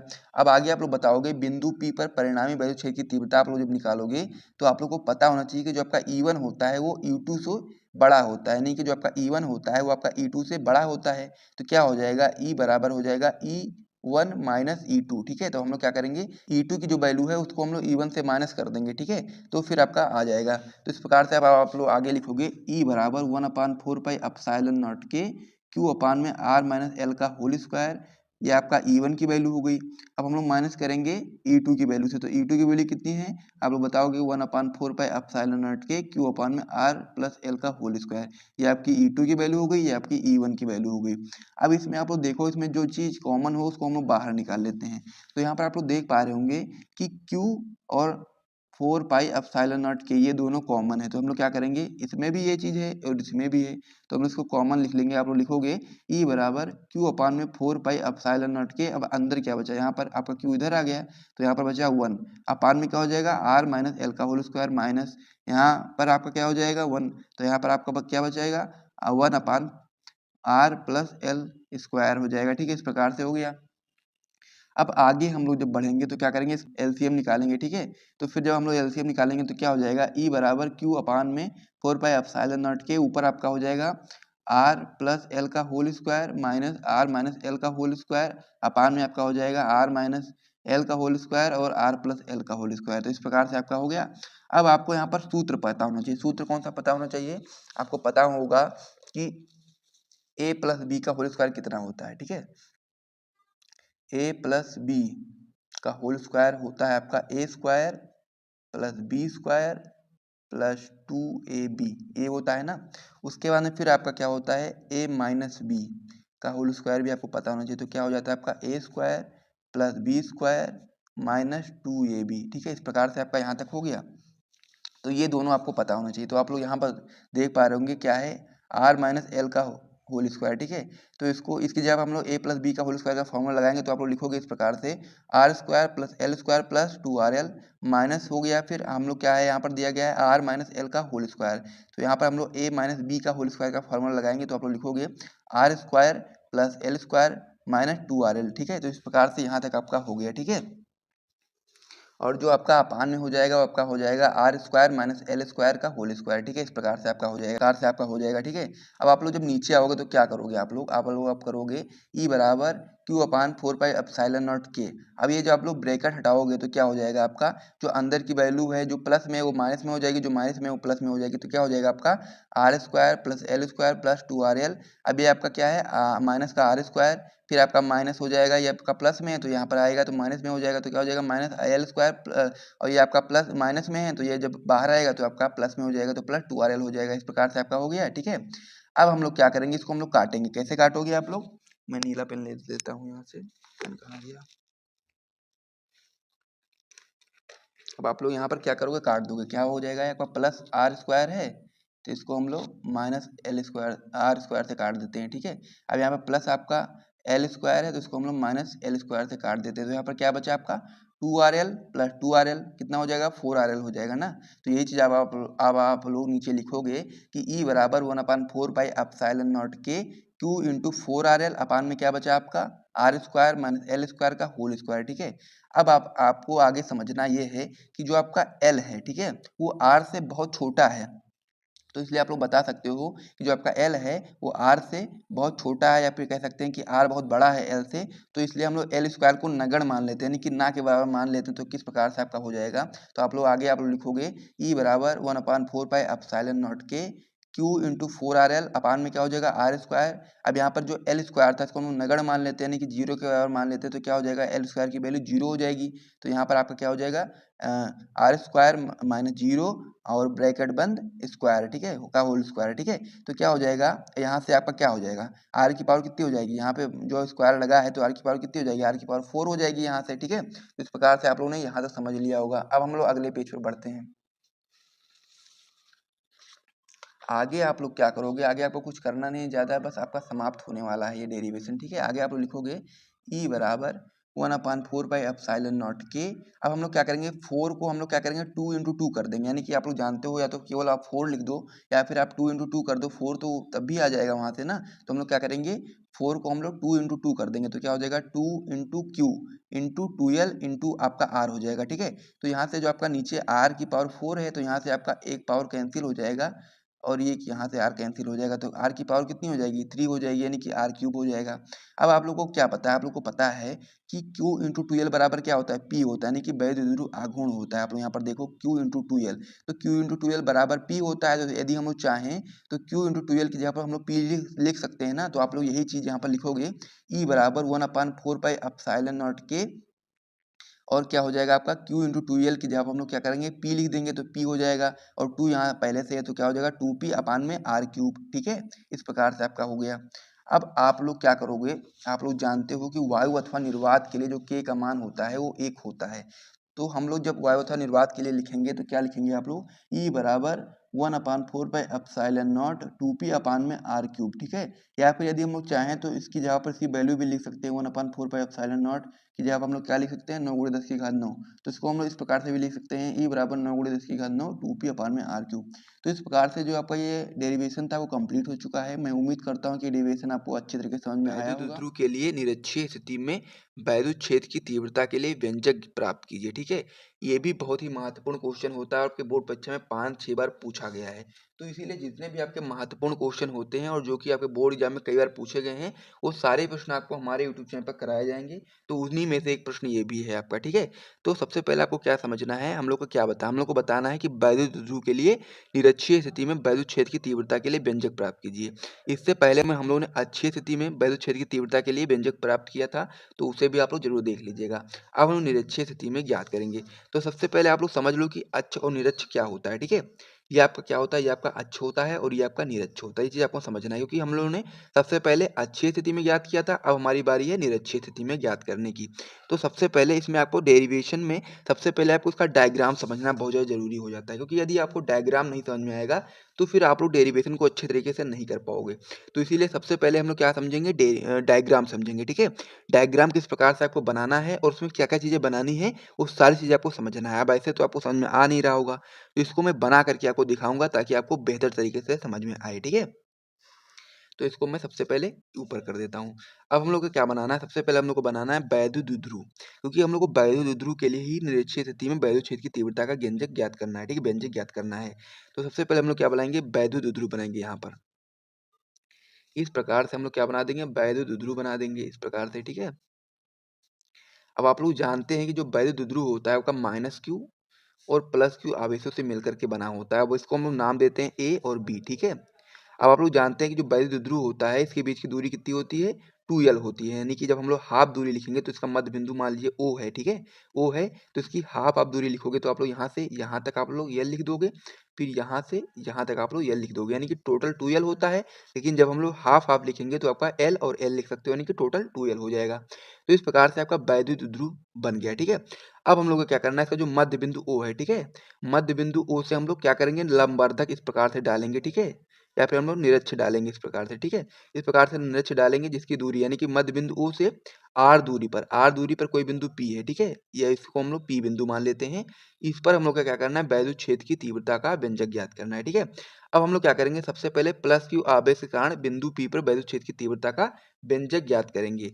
तो हम लोग क्या करेंगे, इसको इससे मिला देंगे। सबसे पहले क्या करेंगे, हम लोग इसको इससे मिला देंगे। अब जब हम लोग प्लस क्यू आवेश के कारण वैद्युत क्षेत्र की तीव्रता का व्यंजक ज्ञात करते हैं तो इसकी जो दिशा होती है वो दूर की तरफ होती है। इसको हम लोग इस प्रकार से दर्शा सकते हैं, इसकी दिशा किस तरफ होती है, दूर की तरफ होती है। अब जब हम लोग इसको क्या करेंगे, दूर की ओर दर्शा देंगे और इसको हम लोग क्या नाम दे देंगे, E1 नाम दे देंगे, ठीक है, इसको हम लोग क्या नाम दे देंगे, E1 नाम दे देंगे। अब हम लोग क्या करेंगे, माइनस क्यू आवेश के कारण बिंदु P पर वैद्युत क्षेत्र की तीव्रता ज्ञात करेंगे तो उसकी जो उसको हम लोग इस प्रकार से इससे मिला देंगे और इसकी जो दिशा होती है उसी आवेश की ओर होती है, तो हम लोग E2 नाम दे देंगे, ठीक है, इस प्रकार से आपका हो गया। अब हम लोग को क्या बताना है, अब हम लोग को इनके और इनके बीच की दूरी पता करनी होगी, इनके और इनके बीच की और इनके इनके बीच की, ठीक है। तो क्या होगा, B से P तक की दूरी ज्ञात करने के लिए आपको पता होना चाहिए कि आधार कितना है, आपका आधार L है और कर्ण आपका जो लंब है वो R है, तो कर्ण कितना हो जाएगा, आपका कर्ण हो जाएगा अंडर रूट में। अंडर रूट में क्या हो जाएगा आपका R square plus L square. Same चीज इधर भी होगी क्योंकि इधर भी आधार आपका L है और लंब आपका R है, ठीक है। तो इसका जो कर्ण हो जाएगा, कर्ण आपका हो जाएगा R square plus L square. ये चीज आपको यहाँ पर समझ में आ गया होगा। अब हम लोग क्या करेंगे, अब हम लोग करेंगे बहुत ही सिंपल सी चीज, एक चीज और आपको समझ लेना है, फिर आपका ये जो डायग्राम होगा पूरी तरीके से कंप्लीट हो जाएगा। अब हम लोग क्या करेंगे, लंबोत घटक और क्षैतिज घटक यहाँ पर डिवाइड करेंगे। अब जो बैकग्राउंड नॉइस आ रहा है इसको आपको कह सकते हैं इग्नोर करना है, क्योंकि अब इसमें तो मैं कुछ कर नहीं सकता हूँ, क्योंकि अब अगल बगल में जो भी चीज़ें होती हैं उसमें आपको ध्यान नहीं देना, आपको टोटल डायग्राम पे ध्यान देना है। इतनी सारी चीज़ें आप समझ गए होंगे। अगर समझ में नहीं आया तो आपको क्या करना है, एक बार फिर से वीडियो को ध्यान से देख लेना है, पुरानी मतलब कि पीछे बैक करके, ठीक है। अब हम लोग को क्या करना है, अब हम लोग को यहाँ पर लंबोत और क्षैतिज घटकों में इसको डिवाइड करना है। तो जो हम लोग लंबोत घटक डालेंगे इस प्रकार से, ठीक है, तो इसको हम लोग क्या नाम देंगे, ऊपर, यानी कि इसको हम लोग नाम देंगे E1 साइन थीटा, ठीक है। और जो आपका नीचे वाला होगा इसको हम लोग क्या नाम देंगे, E2 साइन थीटा। ये आपका क्या हो गया, लंबोत घटक हो गया। अब जो लंबोत घटक है दोनों एक ही दिशा में, यानी कि इसमें एक ही लाइन में है, एक ही दिशा में है, तो ये क्या करेंगे, एक दूसरे को ये लोग निरस्त कर देंगे, यानी कि समाप्त कर देंगे, खत्म कर देंगे, ठीक है। तो इसीलिए हम लोग इसकी सहायता से हम लोग क्या करेंगे, वैद्युत क्षेत्र की तीव्रता का व्यंजक निकाल नहीं पाएंगे, तो उसको उसके लिए हम लोग को क्या करना पड़ेगा, हम लोग को क्षैतिज घटक की आवश्यकता पड़ेगी। तो क्षैतिज घटक आपको डालने के लिए इस प्रकार से यहाँ से आप लोग क्षैतिज घटक बना देंगे, क्योंकि आपका क्षैतिज घटक इसी प्रकार से होता है। और यहाँ पर क्या हो जाएगा, क्षैतिज घटक जो आपका होगा वो आपका हो जाएगा E1 कॉस थीटा, और जो आपका E2 के कारण हो जाएगा आपका हो जाएगा E2 cos थीटा, ठीक है। इस प्रकार से आपका हो जाएगा E1 cos थीटा और E2 cos थीटा। तो ये आपका चित्र निकल करके आ गया है। तो इसे आप लोग एक बार अपनी कॉपी में बना करके देख लो और साथ ही में समझ लो। यही सारी चीज़ें मैंने आपको यहाँ पर बना करके बताई हैं। तो इसे आप लोग अपनी कॉपी में एक बार अच्छे तरीके से बना लोगे तभी आप लोग को बेहतर तरीके से समझ में आएगा। और यदि आप लोग प्रैक्टिस नहीं करोगे तो फिर आपको समझ में नहीं आएगा, ठीक है। तो इस प्रकार से आपका इतना हो गया, जैसे आप लोग अपनी कॉपी में एक बार बना लो, फिर हम लोग आगे बढ़ेंगे और इसको हम लोग समझेंगे, यानी कि नीचे क्या क्या चीज़ें हम लोगों ने बनाई है जो यहाँ पर, उसी चीज़ों को यहाँ पर हम लोगों ने नीचे लिखा है, ठीक है। तो अब हम लोग इसका जो थ्योरी लिखेंगे, हम लोग लिखेंगे कि माना कि कोई वैद्युत ध्रुव AB किसी ऐसे परावैद्युत माध्यम में स्थित है, यानी कि जो आपका वैद्युत ध्रुव है उसका नाम क्या है, AB नाम है ना। तो यही चीज़ हम लोग यहाँ पर नीचे लिखेंगे कि माना कि कोई वैद्युत ध्रुव AB किसी ऐसे परावैद्युत माध्यम में स्थित है जिसका परावैद्युतांक K है, इसके मध्य बिंदु O से लंबवर्धक R दूरी पर कोई बिंदु P, यानी कि इसका जो मध्य बिंदु O है इससे लंबवर्धक यानी कि R दूरी पर कोई बिंदु P है। अब इसी P बिंदु पर हम लोग को क्या करना है, वैद्युत क्षेत्र की तीव्रता ज्ञात करनी है। तो यहाँ तक आप लोगों ने समझ लिया होगा। अब हम लोग क्या करेंगे, प्लस क्यू आवेश के कारण, यानी कि प्लस क्यू आवेश के कारण बिंदु P पर वैद्युत क्षेत्र की तीव्रता ज्ञात करेंगे। ठीक है, तो इसमें हम लोग सबसे पहले लिखेंगे E1 बराबर, क्या हो जाएगा, E1 बराबर 1/4 pi epsilon naught K, Q upon में क्या हो जाएगा R। अब यहाँ पर क्या होता है, आर स्क्वायर होता है, लेकिन हम लोग क्या करेंगे, इसकी दूरी कितनी है, आप लोग देखोगे दूरी है आपका R square plus L square under root, यानी कि under root R square plus L square है, इसकी दूरी है ना। तो हम लोग यहाँ पर लिखेंगे यही चीज़ कि under root R square plus L square. ठीक है, अब ब्रैकेट बंद करके हम लोग स्क्वायर लगा देंगे। इस प्रकार से आपका हो गया। अब हम लोग आगे बढ़ते हैं, यानी कि नेक्स्ट पेज पे बढ़ते हैं। तब तक आप लोग इतना देख लो और अपनी कॉपी में नोट कर लो, फिर हम लोग अगले पेज पर बढ़ेंगे और आगे हम लोग इसको और भी सॉल्व करेंगे। ठीक है, तो सबसे पहले क्या करेंगे, आप लोग इसको अपनी कॉपी में एक बार नोट कर लो। ठीक है, तो यहाँ तक आप लोगों ने कर लिया था। अब हम लोग आगे बढ़ेंगे। तो जब आप लोग आगे बढ़ोगे तो क्या करोगे यहाँ पर, ठीक है, यहाँ पर ध्यान से देखना। यहाँ तक हम लोगों ने क्या किया था, हम लोगों ने किया था E1 बराबर 1/4 pi epsilon naught K, Q upon में था आपका under root R square plus L square का होल स्क्वायर। ठीक है, इस प्रकार से था। अब हम लोग क्या करेंगे, जब हम लोग अंडर रूट को हटाएंगे तो यहाँ से आपका स्क्वायर कैंसिल हो जाएगा और आपका अंडर रूट हट जाएगा। तो नीचे आपका इक्वेशन बन जाएगा E1 बराबर 1/4 pi epsilon naught K, Q upon में R square plus L square, क्योंकि आपका अंडर रूट हट गया, स्क्वायर यहाँ से भी हट गया, तो ये दोनों चीज़ें हट गई। अभी आपका क्या हो गया, समीकरण 1 बन गया। अब समीकरण 1 की जब हम लोग दिशा की बात करेंगे तो दिशा आपकी B से P की ओर होती है, क्योंकि आप लोग चित्र में देख सकते हो दिशा किधर की ओर होती है, B से P की ओर होती है, यानी कि दूर की तरफ होती है। तो इसलिए हम लोग यहाँ पर समीकरण 1 में बता सकते हैं कि इसकी जो दिशा होती है वो B से P की ओर होती है। तो इस प्रकार से आपका प्लस क्यू आवेश के कारण निकल करके आ गया। अब हम लोग माइनस क्यू आवेश के कारण बिंदु P पर वैद्युत क्षेत्र की तीव्रता ज्ञात करेंगे। तो आप लोग लिखोगे यहाँ पर E2 बराबर 1/4 pi epsilon naught K, Q upon में under root R square plus L square का होल स्क्वायर, क्योंकि इसका भी जो दूरी थी वो भी सेम थी। तो अब इसको हम लोग आगे सॉल्व करेंगे। तो आगे आप बताओगे E2 बराबर 1/4 pi epsilon naught K, Q आपका नीचे आ जाएगा आपका R square plus L square का होल स्क्वायर, क्योंकि आपका क्या होता है यहाँ पर होल स्क्वायर नहीं होगा, ये गलती से लग गया है यहाँ पर, इसको आप लोगों को काट देना है, क्योंकि आपका क्या होता है, इसको आप लोगों को क्या करना है, काट देना है, क्योंकि आपका यहाँ पर जो अंडर रूट हटेगा तो स्क्वायर हट जाएगा। तो इस प्रकार से आपको यहाँ पर स्क्वायर जो है वो हटा देना है, क्योंकि यहाँ पर मैंने गलती से लिख दिया है, यहाँ पर नहीं होगा। ठीक है, इसको हम लोग क्या करेंगे, इसको हम लोग समीकरण सेकंड बना लेंगे और इसकी जो दिशा होती है वो P से A की ओर होती है, यानी कि दिशा आप लोग देख सकते हो P से A की ओर दिशा होती है इसकी। ठीक है, तो यहाँ तक आप लोगों ने समझ लिया। अब हम लोग आगे इसको हम लोग सॉल्व करेंगे। आगे आप लोग इसमें बताओगे कि E1 व E2 को लंबवत व क्षैतिज घटकों में बांटा गया है। जैसा कि आप लोग देख पा रहे होंगे, ये क्या है आपका A, ये आपका है लंबवत घटक और ये आपका है क्षैतिज घटक। ठीक है, ये चीज आपको यहाँ पर ध्यान रखना है, ये आपका क्षैतिज घटक है, ये आपका लंबवत घटक है। तो यही चीज यहाँ पर लिखी गई है कि E1 व E2 को लंबवत और क्षैतिज घटकों में बांटा गया है।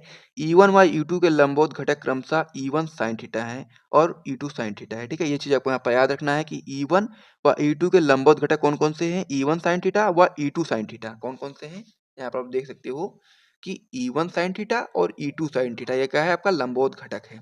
आगे आप इसमें बताओगे तथा क्षैतिज घटक क्रमशः E1 cos थीटा व E2 cos थीटा है। ये भी आप यहाँ से देख सकते हो, E1 cos थीटा और E2 cos थीटा है। आगे आप लोग बताओगे कि लंबवत घटक परिमाण में बराबर तथा दिशा में विपरीत हैं और इनकी क्रिया रेखाएं भी एक हैं, इसीलिए यह एक दूसरे को निरस्त कर देंगे। ठीक है, यानी कि जो आपका लंबवत घटक है E1 sin थीटा और E2 sin थीटा, ठीक है, ये कैसे हैं, परिमाण में बराबर है, लेकिन इनकी जो कह सकते हैं क्रिया रेखा है वो एक ही है, तो इसीलिए एक दूसरे को निरस्त कर देंगे। ठीक है, तो इस प्रकार से ये आपका जो हो जाएगा निरस्त हो जाएगा।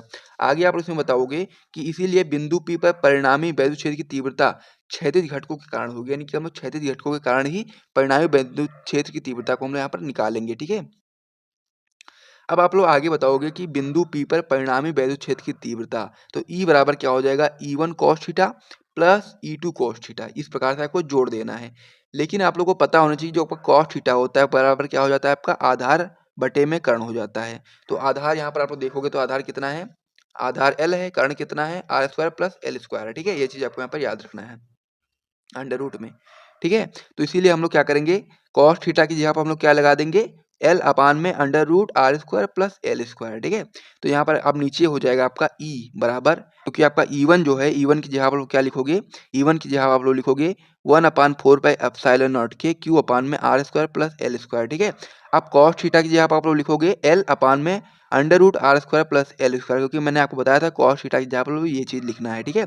अब आगे आप लोग लिखोगे ई2 की जगह पर, तो ई2 की जगह भी आप लोग यही चीज़ लिखोगे कि ई2 की जगह पर लिखोगे 1/4 के क्यू अपान में R square plus L square, ठीक है। अब आप लोग कॉस थीटा की जगह पर भी आप लोग यही सेम चीज़ लिखोगे, तो आप लोग यहाँ पर लिख दोगे एल बटे में आपका हो जाएगा under root R square plus L square, ठीक है। इस प्रकार से आपका हो गया। अब आप लोग क्या करोगे, इन दो को, दोनों चीज़ें सेम है, यानी कि यहाँ से यहाँ तक सेम है और यहाँ से यहाँ तक सेम है। तो इसमें क्या करेंगे, हम लोग कॉमन निकाल लेंगे। तो कॉमन निकालोगे तो आपका इस प्रकार से हो जाएगा ई बराबर 1/4 के क्यू एल अपान में क्या हो जाएगा R square plus L square 1 plus half. और यहाँ पर आपका हो जाएगा, क्योंकि ये भी आपका, ये दोनों क्या है कॉमन है, तो इसको हम लोग बाहर निकालेंगे। तो यहाँ का आपका 1 हो जाएगा और यहाँ का भी आपका 1 हो जाएगा, तो 1 + 1 हो जाएगा, ठीक है। तो आगे आप लोग इसको ऐसे लिखोगे, ई बराबर आपका हो जाएगा 1/4 के क्यू इंटू 2l अपान में हो जाएगा आपका R square plus L square. अब एक और आधे को आप लोग जब जोड़ोगे तो क्या हो जाएगा 3/2 हो जाएगा, ठीक है। तो इस प्रकार से आपका यहाँ तक हो गया है। तो इसे आप लोग यहाँ तक नोट कर लो, फिर हम लोग अगले पेज पे बढ़ेंगे और इसको आगे हम लोग सॉल्व करेंगे। ये आपका समाप्त होने वाला है, एकदम समाप्ति के कगार पर है। तो आप लोग को ध्यान से देख लेना, 2 मिनट और बस ये आपका समाप्त हो जाएगा, ठीक है। तो इतना आप लोग एक बार नोट कर लो। अब आगे इसमें आप लोग बताओगे कि जो आपका एल होता है, एल जो आपका होता है वो आपका आर से बहुत छोटा होता है, ठीक है। एल क्या होता है आपका आर से बहुत ही छोटा होता है। तो जो आपका एल स्क्वायर हो जाएगा, यानी कि जो आपका एल स्क्वायर हो जाएगा वो आपका आर से बहुत ही छोटा हो जाएगा, यानी कि इसको हम लोग नगण्य मान लेंगे, यानी कि इसको हम लोग ना के बराबर मान लेंगे। तो इसको हम लोग क्या करेंगे, 0 कर देंगे। तो यहाँ पर आपका हो जाएगा जो आपका आर स्क्वायर, तो आर स्क्वायर रहेगा, लेकिन जो आपका एल स्क्वायर है इसको हम लोग नगण्य मान लेंगे। तो ये आपका समाप्त हो जाएगा। तो यहाँ पर क्या बचेगा, केवल केवल आपका आर स्क्वायर बचेगा। तो यही चीज़ आपको यहाँ पर नीचे लिखनी है कि एल स्क्वायर को नगण्य मानने पर ई बराबर आपका हो जाएगा 1/4 के क्यू इंटू 2l अपान में क्या हो जाएगा आपका आर स्क्वायर, क्योंकि आपका एल स्क्वायर समाप्त हो जाएगा तो केवल केवल आर स्क्वायर ही तो बचेगा। अब आपका बटे में यहाँ पर आपका बाहर हो जाएगा 3/2। तब हम लोग क्या करेंगे, 2 से 2 कैंसिल कर देंगे, तो क्या बचेगा, आर की पावर कितनी बचेगी, केवल और केवल 3 बचेगी। तो लेकिन यहाँ पर आप नीचे बता सकते हो कि क्यू इंटू 2l को हम लोग क्या बोलते हैं, पी बोलते हैं। तो यदि हम लोग चाहें तो क्यू इंटू 2l के बराबर में हम लोग क्या लिख सकते हैं, पी लिख सकते हैं। तो यदि हम लोग चाहें तो क्यू इंटू 2l को हम लोग ना लिख करके हम लोग केवल केवल यहाँ पर पी लिख दें, ठीक है। इसको हम लोग इलेक्ट्रिक डायपोल मूवमेंट बोलते हैं। तो यही चीज़ हम लोग यहाँ पर कर देंगे, ई बराबर 1/4 के पी अपान में, क्योंकि हम लोगों ने क्या किया, Q इंटू 2l को ना लिख करके यहाँ केवल केवल P कर दिया, ठीक है। यहाँ पर क्या कर दिया हम लोगों ने, केवल केवल P कर दिया। तो नीचे आपका क्या हो जाएगा, केवल R क्यूब बचेगा, क्योंकि आपका यहाँ पर 2 से 2 कैंसिल हो जाएगा, तो R की पावर कितनी बचेगी, R क्यूब बचेगा। तो ये आपका फॉर्मूला निकल के आ गया है। तो इसे भी आप लोग को ध्यान से देख लेना है। अब यही आपको क्या होता है, सूत्र हो जाता है। अब यदि हम लोग वायु अथवा निर्वात के लिए बात करें, तो वायु अथवा निर्वात के लिए जो K का मान होता है वो आपका 1 होता है। तो हम लोग क्या करेंगे, हम लोग यहाँ पर जो K का मान हो जाएगा वो 1 हो जाएगा, तो आपका यहाँ से K भी हट जाएगा। तो क्या बचेगा आपका, ई बराबर 1/4 पी अपान में आर क्यूब। या फिर हम लोग, यदि हम लोग चाहें तो इसको ऐसे भी लिख सकते हैं, यानी कि 1/4 की जगह हम लोग लिखना चाहें तो लिख सकते हैं 9 × 10⁹। तो इसको हम लोग इस प्रकार से लिख देंगे, ई बराबर 9 × 10⁹ पी अपान में आर क्यूब। तो ये जो आपका डेरिवेशन था पूरी तरह से कंप्लीट हो चुका है। तो इसे आप अपनी कॉपी में नोट कर लो। मैं उम्मीद करता हूँ कि मैं आपको समझाने में सफल रहा हूँ। और यदि आपको कोई भी समस्या होती है तो आप लोग कमेंट बॉक्स में कमेंट करके जरूर बता सकते हो। समान वैद्युत क्षेत्र में रखे वैद्युत द्विध्रुव पर लगने वाले महत्तम बल आघूर्ण का व्यंजक प्राप्त कीजिए तथा इसके आधार पर वैद्युत द्विध्रुव आघूर्ण की परिभाषा दीजिए। तो ये क्वेश्चन काफ़ी ज़्यादा इंपॉर्टेंट हो जाता है, इसीलिए हम लोग यहाँ पर क्या लगाएंगे, इंपॉर्टेंट का टिक लगा देंगे। आपके बोर्ड एग्जाम के लिए इंपॉर्टेंट होता है क्वेश्चन, ठीक है। तो इसके लिए आप सबसे पहले इंपॉर्टेंट का टिक लगाएंगे, उसका पे आप लोग इसमें सबसे पहले हम लोग वैद्युत द्विध्रुव आघूर्ण की परिभाषा इसमें हम लोग बताएंगे, ठीक है। तो वैद्युत द्विध्रुव आघूर्ण में आप लोग बताओगे कि वैद्युत द्विध्रुव में किसी एक आवेश का परिमाण तथा दोनों आवेशों के बीच की दूरी के गुणनफल को ही हम लोग वैद्युत द्विध्रुव आघूर्ण कहते हैं, ठीक है। और इसका सूत्र क्या होता है, इसका सूत्र सिंपल सा हो जाता है, P बराबर Q इंटू 2l। तो ये सूत्र आपको यहाँ से समझ गए होंगे। तो इसका कैसे आप लोग उसको अच्छे तरह से समझना है, यदि तो आपको यहाँ पर डायग्राम को देखना पड़ेगा। जैसे आप लोग डायग्राम देखोगे तो इसकी परिभाषा आपको बहुत ही अच्छे तरीके से क्लियर हो जाएगी। तो एक बार मैं आपको डायग्राम बना करके समझा देता हूँ, यहीं पर मैं बना देता हूँ, आप लोग देख लेना, ठीक है। यहीं पर नीचे में बना देता हूँ। जैसा कि यहाँ पर क्या पूछा गया है, हम लोग से बताया कि यह एक वैद्युत द्विध्रुव है। तो वैद्युत द्विध्रुव आप लोग जानते हैं किस प्रकार से बना होता है। तो वैद्युत द्विध्रुव जो आपका होता है वो आपका -q और +q आवेशों से मिलकर के बना होता है, ठीक है। जिनके बीच की जो दूरी होती है कितनी होती है, 2l होती है। तो इसमें यही चीज़ हमसे कहा गया है कि वैद्युत द्विध्रुव में किसी एक आवेश का परिमाण, तो यहाँ पर हम लोग से परिमाण के बारे में पूछा गया है। यहाँ पर चिन्ह से कोई मतलब नहीं, परिमाण देखेंगे तो यहाँ पर भी क्यू है, यहाँ पर भी क्यू है। तो यहाँ पर क्या पूछा गया, हम लोग से बताया गया है कि वैद्युत द्विध्रुव में किसी एक आवेश का परिमाण, यानी कि एक आवेश का परिमाण हम लोग लेंगे क्यू, क्योंकि आपका दोनों आवेश जो है सेम है, यानी कि इसका परिमाण भी सेम है, इसका परिमाण भी सेम है। तो एक आवेश का परिमाण हम लोग ले लेंगे क्यू, इंटू क्या कर देंगे तथा दोनों आवेशों के बीच की दूरी के गुणनफल को, यानी कि दोनों आवेशों के बीच की दूरी कितनी है, 2l है। तो इसको हम लोग गुणा कर देंगे आवेश से, ठीक है। इस प्रकार से हो जाएगा। तो इसे ही हम लोग वैद्युत द्विध्रुव आघूर्ण कहते हैं। सेम, तो आपको ये समझ में आ गया होगा। तो इसे हम लोग वैद्युत द्विध्रुव आघूर्ण कहते हैं। तो इस प्रकार से आपको वैद्युत द्विध्रुव आघूर्ण की परिभाषा में कोई भी समस्या नहीं होगी, आप लोग अच्छे तरीके से समझ गए होंगे चित्र के माध्यम से भी। अब आइए आगे जो हमारा मेन काम है उसको हम लोग समझते हैं। अब आगे हम लोग को पढ़ना है कि एक समान वैद्युत क्षेत्र में स्थित वैद्युत द्विध्रुव पर लगने वाले बल युग्म का आघूर्ण, ये चीज़ बहुत ही महत्वपूर्ण हो जाता है। तो ये डेरिवेशन आपको समझना जरूरी होता है। तो इस डेरिवेशन को समझने से पहले आपको उसका चित्र समझना पड़ेगा। जैसे ही आप लोग चित्र समझ जाओगे ना, तो डेरिवेशन में आपको कोई भी समस्या नहीं आएगी। लेकिन यदि आप चित्र नहीं समझ पाओगे तो फिर आपको डेरिवेशन में समस्या आने वाली है। तो यहाँ इस प्रकार से चित्र बना हुआ है, लेकिन ऐसे आपको समझ में नहीं आएगा। तो मैं आपको यहाँ पर चित्र लाइव में बना करके दिखाऊंगा, तो आपको समझ में बेहतर तरीके से आएगा। तो चलो मैं बना करके दिखाता हूँ। तो यहाँ पर क्या दिया गया है कि एक समान वैद्युत क्षेत्र में स्थित वैद्युत द्विध्रुव पर लगने वाले बल का गुण हम लोग को ज्ञात करना है। तो सबसे पहले हम लोग क्या करेंगे, एक समान वैद्युत क्षेत्र बना लेंगे इस प्रकार से, ठीक है। ये आपका हो गया वैद्युत क्षेत्र जो कि एक समान है। तो इसलिए हम लोग वैद्युत क्षेत्र को क्या बोलते हैं, हम लोग ई बोलते हैं। इस प्रकार से आप लोग ई बता सकते हो, ठीक है। अब इसमें क्या है कि हमारा एक वैद्युत द्विध्रुव आघूर्ण रखा है थीटा कोण पर, ठीक है। इस प्रकार से आपका वैद्युत द्विध्रुव आघूर्ण इसमें रखा हुआ है थीटा कोण पे, ठीक है। अब आप लोग जानते हैं कि जो वैद्युत द्विध्रुव आघूर्ण होता है वो आपका -q और +q आवेशों से मिलकर के बना होता है, ठीक है। इसको हम लोग नाम दे देते हैं ए और बी। जो आपका वैद्युत द्विध्रुव है इसको हम लोग ए बी नाम दे देते हैं, ठीक है। तो आप लोग जानते हैं कि जो आपका वैद्युत द्विध्रुव आघूर्ण होता है वो -q और +q आवेशों से मिलकर के बना होता है, और उनके बीच की दूरी कितनी होती है, 2l होती है। ये चीज़ आपको यहाँ पर पहले से पता है, ठीक है।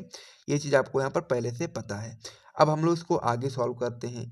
तो अब आप लोग यहाँ पर देखेंगे कि जो आप लोग +q आवेश के कारण जो इसमें जो बल लगेगा वो इधर की ओर लगेगा। तो इसमें क्या हो जाएगा, आपका जो बल लगेगा उसको हम लोग F लिख सकते हैं, यहाँ पे आप लोग लिख सकते हो Q इंटू ई, ये भी आप लोग लिख सकते हो, ठीक है। उसके यहाँ पे यदि हम लोग -q आवेश के कारण की बल की बात करेंगे तो इसमें जो बल लगेगा वो इधर की ओर लगेगा। तो इसमें भी हम लोग F लिखो या फिर आप लोग Q इंटू ई लिखो, बात एक ही है, ठीक है। इस प्रकार से आप लोग लिख सकते हो। अब आगे हम लोग इसमें क्या करेंगे, आप लोगों को पता है कि जो आपका वैद्युत द्विध्रुव है वो आपका थीटा कोण पे रखा हुआ है। तो ये जो आपका एंगल हो जाएगा आपका थीटा हो जाएगा, ठीक है। तो इस प्रकार से हम लोग यहाँ पर लाइन खींचेंगे और ये ऊपर से हम लोग इस पर लंब डालेंगे, क्योंकि हम लोग को लंबवत दूरी की आवश्यकता पड़ेगी इसमें। तो अब ये क्या हो गया, इसको हम लोग सी नाम दे देते हैं, ठीक है। तो अब आपको आगे सॉल्व करना है इसको, लंबवत दूरी जो आपकी है इसको हम लोग को पता करना है। तो लंबवत दूरी पता करने के लिए आपको पता होना चाहिए ये क्या है, आपका थीटा है। तो आप लोगों को पता होना चाहिए कि जो त्रिभुज है ए बी सी, यानी कि त्रिभुज क्या है, ए बी सी, त्रिभुज ए बी सी है ना। तो इसमें जो साइन थीटा है, साइन थीटा बराबर आपको क्या होता है, आपको पता होगा कि लंब बटे कर्ण होता है, ठीक है। तो यहाँ पर लंब कितना है, तो लंब आप लोग जानते हैं कि लंब कितना है आपका, लंब आपका BC है, ठीक है। लंब कितना है, BC है। और कर्ण कितना है, कर्ण आपको पता है 2l है, 2l है। अब ये किधर क्या है, साइन थीटा है, साइन थीटा बराबर BC अपान में 2l है। तो हम लोग क्या करेंगे, 2l को इस साइड में भेज देंगे तो क्या हो जाएगा आपका 2l साइन थीटा बराबर BC, ठीक है। तो ये BC जो आपका है, लंब जो आपका है, ये इसका मान कितना निकल करके आ गया, तो आप लोग यहाँ पर बता सकते हो 2l साइन थीटा निकल करके आ गया। तो ये आपकी लंबों दूरी निकल करके आ गई। तो इस प्रकार से ये चित्र आपका कंप्लीट हो गया है। तो चित्र को आप लोग समझ गए होंगे, तो फिर आपको आगे कोई भी समस्या नहीं आएगी। तो एक बार चित्र को आप लोग देख लीजिए, उसके बाद फिर हम लोग आपका जो थ्योरी है उसको हम लोग लिखते हैं। तो आप लोग इसमें बताएंगे कि माना कि एक वैद्युत द्विध्रुव ए बी +q व -q आवेशों से मिलकर के बना है। +q आवेश पर वैद्युत बल जो आपका है Q इंटू यू वैद्युत क्षेत्र की दिशा में, तथा -q आवेश पर वैद्युत बल जो आपका है Q इंटू ई आपका वैद्युत क्षेत्र के ई के विपरीत दिशा में कार्यरत है। यहाँ तक आप लोगों को कोई भी समस्या है तो आप लोग कमेंट करके बता सकते हो। जो चीज़ हम लोगों ने चित्र में देखा है वही चीज़ यहाँ पर लिखा हुआ है, ठीक है। तो इस प्रकार से आप लोग यहाँ से समझ लिया होगा। तो इसको अब हम लोग अगले पेज पर चलते हैं। आगे आपको यहाँ पर एक सूत्र याद करना है, ठीक है। सूत्र क्या होता है वो हम लोग समझेंगे इसमें। सबसे पहले आप लोग यहाँ पर देखेंगे कि दोनों बल परिमाण में बराबर लेकिन दिशा में विपरीत हैं तथा इनकी क्रिया रेखाएं भी एक नहीं हैं। इसीलिए यह एक बल युग्म की रचना करेंगे। यानी कि जो आपका जो बल है दोनों वो कैसे हैं, परिमाण में तो बराबर है लेकिन दिशा में इनके विपरीत हैं, इसीलिए ये क्रिया रेखाएं भी इनकी एक नहीं है, इसलिए एक बल युग्म की रचना करेंगे। तो जो बल युग्म का आघूर्ण का जो सूत्र होता है वो इस प्रकार से होता है कि बल युग्म के आघूर्ण का सूत्र टाउ बराबर आपका होता है बल इंटू बलों के बीच लंबवत दूरी, ठीक है। ये चीज़ आपको यहाँ पर याद रखना है। तो यहाँ पर मैंने आपको क्या बताया था, मैंने आपको चित्र में बताया था लंबवत दूरी कितनी बताई थी, 2l sin थीटा बताई थी। और बल कितना है आपका q इंटू ई है। तो यही चीज़ आपको यहाँ पर सूत्र में लिख देना है। तो टाउ बराबर क्या हो जाएगा q इंटू ई, इंटू में क्या हो जाएगा आपका 2l sin थीटा। बल कितना है आपका q इंटू ई है और बलों के बीच लंबवत दूरी कितनी है 2l sin थीटा है। तो इस प्रकार से आपका यहाँ पर हो गया। लेकिन आपको पता है q इंटू टी एल बराबर क्या होता है, p होता है ना। तो q इंटू टू एल की जहाँ पर हम लोग क्या लिख सकते हैं, p लिख सकते हैं। तो क्या हो जाएगा आपका टाउ बराबर पी ई साइन थीटा, क्योंकि आपका जो q इंटू टू एल है इसकी जहाँ पर हम लोग p लिख देंगे तो फिर क्या बचा आपका यहाँ पर p के बाद e फिर साइन थीटा, तो पी ई साइन थीटा हो जाएगा। तो इस प्रकार से यहाँ तक आपका ये हो जाएगा सूत्र, ठीक है। आगे हम लोग बता सकते हैं कि यदि थीटा बराबर 90 डिग्री हो तो टाउ मैक्सिमम बराबर हो जाएगा आपका पीई साइन 90। तो टाउ मैक्सिमम बराबर आपका हो जाएगा पीई, क्योंकि आपका जो साइन 90 होता है उसका मान होता है 1, तो इसीलिए आपका साइन 90 कैंसिल हो जाएगा और आपका बचेगा टाउ मैक्सिमम बराबर पीई। यही आप लोग समझ गए होंगे। अब आगे हम लोग इसी के माध्यम से वैद्युत ध्रुव आघूर्ण का सूत्र वैद्युत ध्रुव आघूर्ण की परिभाषा बताएंगे कि टाउ बराबर क्या होता है, पी साइन थीटा है। ये चीज़ आपका होता है टाउ बराबर पी साइन थीटा होता है। तो यदि हम लोग ई बराबर 1 कर दें, यानी कि ई का मान 1 कर दें और थीटा जो है आपका थीटा का हम लोग 90 डिग्री हो जाए तो फिर आपका क्या हो जाएगा, टाउ बराबर पी बचेगा। यानी कि केवल केवल टाउ पी बचेगा, यानी कि क्योंकि आपका जो ई है ए भी कैंसिल हो जाएगा और थीटा जब हम लोग 90 डिग्री कर देंगे तो थीटा भी आपका यहाँ साइन थीटा भी खत्म हो जाएगा। तो यहाँ पर केवल बचेगा आपका पी बचेगा और इधर आपका टाउ बचेगा, तो टाउ बराबर केवल पी बचेगा। तो आगे आप लोग इसमें बताओगे, अतः किसी वैद्युत द्विध्रुव का आघूर्ण उस बलयुग्म के आघूर्ण के बराबर होता है जो एकांक व एक समान वैद्युत क्षेत्र में वैद्युत द्विध्रुव को इस क्षेत्र के लंबवत रखने के लिए वैद्युत द्विध्रुव पर कार्य करता है।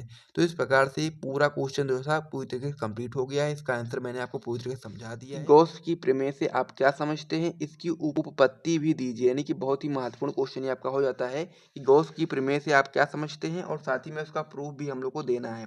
तो इस प्रकार से सबसे पहले आप लोग क्या करेंगे, सबसे पहले आप लोग इस पर IMP का टिक लगा लेंगे, उसके बाद में फिर हम लोग इसका सोल्यूशन देखेंगे, ठीक है। सबसे पहले आप लोग इस क्वेश्चन को अपनी कॉपी में नोट कर लो, उसके बाद में फिर मैं आपको इसका सोल्यूशन बहुत ही आसानी से बहुत ही अच्छे तरीके से समझाने वाला हूँ। यदि आप लोग वीडियो को ध्यान से देखते हो अंत तक तो ये क्वेश्चन आपका बिल्कुल अच्छे तरीके से आपके दिमाग में छप जाएगा, ठीक है। तो इसीलिए आप लोग सबसे पहले वीडियो को लाइक कर दो यदि आप लोगों ने अभी तक नहीं किया है। फिर हम लोग इसका आंसर देखना स्टार्ट करते हैं। तो इस पेज को मैं हटा देता हूँ, फिर हम लोग इसका उत्तर देखते हैं, क्योंकि क्वेश्चन आपको पता ही चल गया कि क्वेश्चन क्या है। क्वेश्चन आपका है कि गॉस की प्रमेय से आप क्या समझते हैं और इसकी उत्पत्ति भी कीजिए। तो ये आपका क्वेश्चन हो गया है। अब इसका हम लोग उत्तर देखते हैं। तो उत्तर में सबसे पहले हम लोग को बताना है कि गॉस की प्रमेय आखिर क्या है। तो गॉस की प्रमेय में आप लोग इसका उत्तर बताओगे, यानी कि इसकी परिभाषा बताओगे कि गॉस की प्रमेय के अनुसार किसी बंद पृष्ठ से गुजरने वाला वैद्युत फ्लक्स, जिसे हम लोग फाई से प्रदर्शित करते हैं, उस पृष्ठ द्वारा परिबद्ध कुल आवेश Q का 1/ε0 गुना होता है। अर्थात आप लोग बता सकते हो कि फाई ई बराबर आपका हो जाता है Q इंटू 1/ε0। इसको हम लोग Q/ε0 इस प्रकार से भी लिख सकते हैं। तो ये आपका हो जाता है गॉस की प्रमेय। अब इसकी उत्पत्ति हम लोग करने वाले हैं, जो कि आपके बोर्ड एग्जाम के लिए बहुत ज़्यादा महत्वपूर्ण हो जाता है और इसको हम लोग प्रूफ करेंगे कि किस प्रकार से आपकी ये निकल करके सूत्र आएगा, ठीक है। तो इसलिए आप लोग यहाँ तक आप लोग अपनी कॉपी में नोट कर लो सबसे पहले इसकी परिभाषा को और ये सूत्र को, उसके बाद में फिर हम लोग इसकी उपपत्ति करते हैं, ठीक है। तो यहाँ तक आप लोग समझ गए होंगे, तो चलिए हम लोग इसकी अब उपपत्ति करते हैं। तो इसके प्रूफ में आपको सबसे पहले इसका डायग्राम समझना बहुत ज़्यादा ज़रूरी हो जाता है, क्योंकि जैसे आप लोग डायग्राम समझ जाओगे फिर इसमें क्या-क्या चीज़ें करनी है वो भी आप लोग आसानी से समझ जाओगे। तो इसका डायग्राम सबसे पहले आप लोग समझ लो। तो डायग्राम कैसे समझोगे वो मैं आपको यहाँ पर बना करके दिखाने वाला हूँ। तो डायग्राम में आपको सबसे पहले क्या बनाना है, डायग्राम बना करके समझ लेना है। जैसे आप लोग डायग्राम समझ जाओगे फिर आपको कोई दिक्कत नहीं आने वाली इसमें। आगे बाकी जो चीज़ें होंगी वो सारी चीज़ें मैं आपको यहाँ पर समझा ही दूंगा, ठीक है। तो सबसे पहले आप लोग क्या मानेंगे, आप लोग मान लीजिए कोई एक आपका बंद गॉसियन पृष्ठ है। इस प्रकार से मान लीजिए कोई आपका एक बंद गॉसियन पृष्ठ है जिसमें कोई आपका बिंदु उपस्थित है ओ, ठीक है। अब इस ओ बिंदु पर कोई आपका आवेश प्लस क्यू रखा हुआ है। इस प्रकार से ये चीज आपको यहाँ पर समझ लेना है। अब इस जो आपका गॉसियन पृष्ठ है इस पर कोई एक बिंदु आप मान लीजिए यहाँ पर कोई बिंदु पी है, ठीक है। इसके चारों ओर हम लोग किसकी कल्पना करेंगे, हम लोग इसके चारों ओर एक आपका डी ए क्षेत्रफल यानी कि अल्पांश क्षेत्रफल की कल्पना करेंगे इस प्रकार से। उसके बाद में फिर हम लोग क्या करेंगे आगे, तो इस प्रकार से आप लोगों ने अभी तक यहाँ तक समझ लिया है कि यह एक आपका गॉसियन पृष्ठ है जिसमें आपका कोई बिंदु O है जिस पर आपका प्लस क्यू आवेश उपस्थित है। उसके अलावा गॉसियन पृष्ठ पर कोई बिंदु आपका P है जिसके चारों ओर आपका क्या है, डीए क्षेत्रफल यानी कि अल्पांश क्षेत्रफल हम लोगों ने माना है। इसके आगे आप लोग क्या बताओगे, इसके आगे आप लोग बताओगे कि जो आपका डीए क्षेत्रफल है यानी कि अल्पांश क्षेत्रफल है, इसके कारण जो आपका बिंदु O पर जो आपका कोण बनेगा वो कोण क्या हो जाएगा, आपका घन कोण कहलाएगा। यानी कि जो आपका अल्पांश क्षेत्रफल के कारण जो आपका कोण बनता है उससे ही हम लोग क्या बोलते हैं, घन कोण बोलते हैं। घन कोण को हम लोग डी ओमेगा से प्रदर्शित करते हैं। तो इस प्रकार से इसका जो कोण हो जाएगा वो कितना हो जाएगा, आपका डी ओमेगा हो जाएगा। तो इस प्रकार से आप लोग डी ओमेगा यहाँ पर लिख लेंगे, ठीक है। उसके बाद फिर आपका जो इसकी त्रिज्या है, त्रिज्या आपको पता होना चाहिए इसका जो त्रिज्या है वो कितना है, आपका आर है। तो इस प्रकार से इसकी त्रिज्या भी आ गई। उसके आगे आपको यहाँ पर बता देना है कि ये आपका क्या है, वैद्युत क्षेत्र की तीव्रता है और साथ ही में ये आपका है क्षेत्रफल सदिश, ठीक है। उसके बाद फिर आपका जो क्षेत्रफल सदिश है और वैद्युत क्षेत्र की तीव्रता के बीच में जो कोण है आपका वो थीटा कोण है। तो आप लोगों ने यहाँ तक समझ लिया है। तो इसमें हम लोगों ने क्या-क्या आपको चीज़ें बताई हैं, एक बार मैं फिर से रिपीट करता हूँ कि हम लोगों ने यहाँ पर देखा कोई एक आपका बंद पृष्ठ है, बंद गॉसियन पृष्ठ है, जिसमें आपका कोई बिंदु O है, जिस पर आपका प्लस Q आवेश रखा हुआ है। अब यह गॉसियन पृष्ठ पर कोई आपका बिंदु P है, जिसके चारों ओर हम लोगों ने अल्पांश क्षेत्रफल dA माना है। उसके बाद फिर हम लोगों ने देखा कि जो आपका dA क्षेत्रफल के कारण जो आपका बिंदु O पर जो आपका कोण बन रहा है, वो क्या है, आपका डी ओमेगा यानी कि घन कोण बन रहा है, तो इसे हम लोग घन कोण बताएँगे।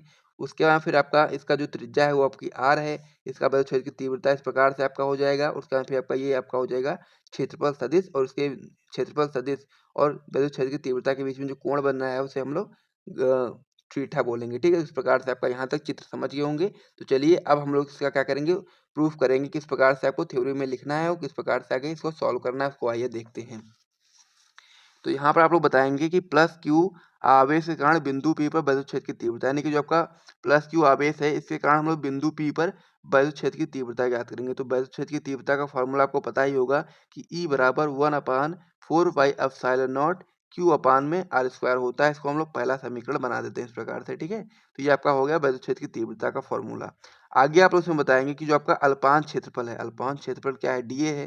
तो डीए के कारण जो आपका बिंदु O पर जो आपका अंतरित घनकोण हो रहा है यानी कि डी ओमेगा हो रहा है, वो आपका क्या हो जाएगा, डी ओमेगा बराबर आपका हो जाएगा D A cos theta upon में आर स्क्वायर। तो ये आपका हो गया सेकेंड समीकरण, क्योंकि डी ओमेगा बराबर आपका हो जाएगा D A cos theta upon में आर स्क्वायर। तो इसको हम लोग सेकेंड समीकरण बना लेंगे। उसके आगे आप लोग क्या करेंगे, अब आप लोग बताएंगे कि अब अल्पांश डी ए से बद्ध अल्प वैद्युत फ्लक्स यानी कि जो आपका ये डी ए क्षेत्रफल है इससे बद्ध जो आपका अल्प वैद्युत फ्लक्स है उसको हम लोग निकालेंगे। तो आप लोग जब इसका निकालोगे तो फिर क्या आएगा आपका डी फाई ई यानी कि जो आपका डी ए है यानी कि अल्पांश क्षेत्रफल है, तो इसीलिए हम लोग क्या लगाएंगे डी फाई ई बराबर आपका हो जाएगा E D A cos theta. क्योंकि इसका जो आपका जो सूत्र पता होगा वैद्युत फ्लक्स का, वो सूत्र होता है आपका फाई ई बराबर ई ए कॉस थीटा, ठीक है। ये ई ए कॉस थीटा होता है।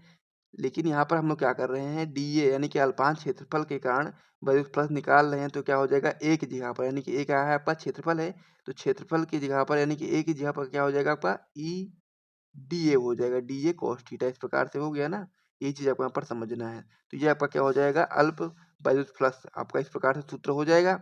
अब आगे आप लोग क्या करेंगे, अब हम लोग अब संपूर्ण गॉसियन पृष्ठ से बद्ध कुल वैद्युत फ्लक्स निकालेंगे, क्योंकि हम लोगों ने सबसे पहले अल्पांश डीए से बद्ध अल्प वैद्युत फ्लक्स निकाला। यहाँ पर इस प्रकार से आपका हो गया।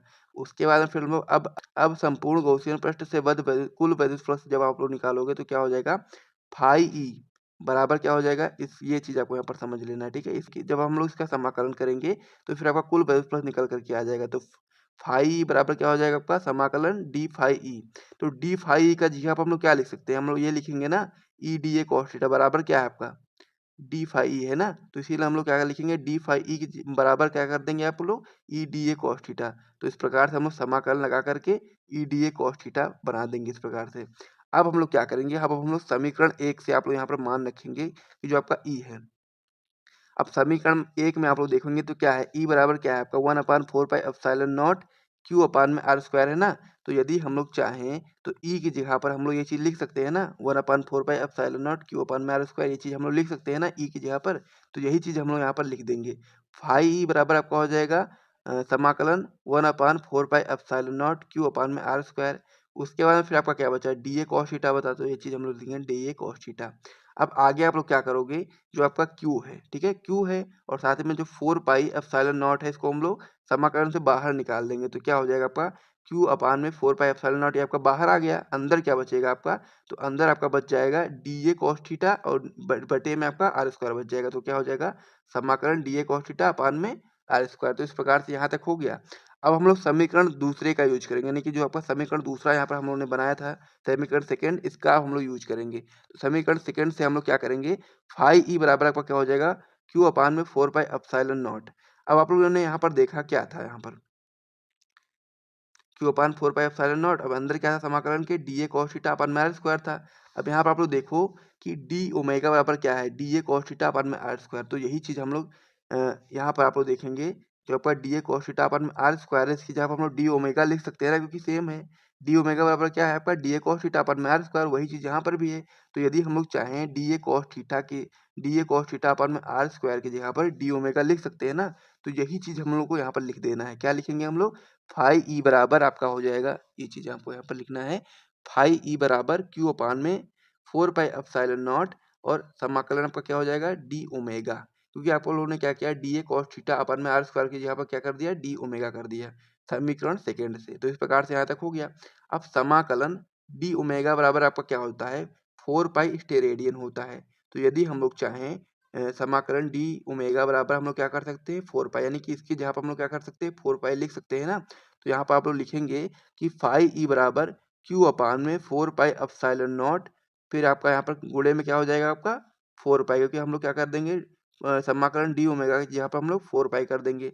उसके बाद में फिर आपका क्या होगा, 4 पाई से 4 पाई कैंसिल हो जाएगा और बचेगा क्या आपका, फाई ई बराबर क्यू अपान में एप्सिलॉन नॉट। तो यही चीज यहाँ पर का सूत्र निकल करके आ जाता है और ये उत्पत्ति जो आपकी होती है पूरी तरह से कंप्लीट हो जाती है, फाई ई बराबर क्यू अपान में एप्सिलॉन नॉट।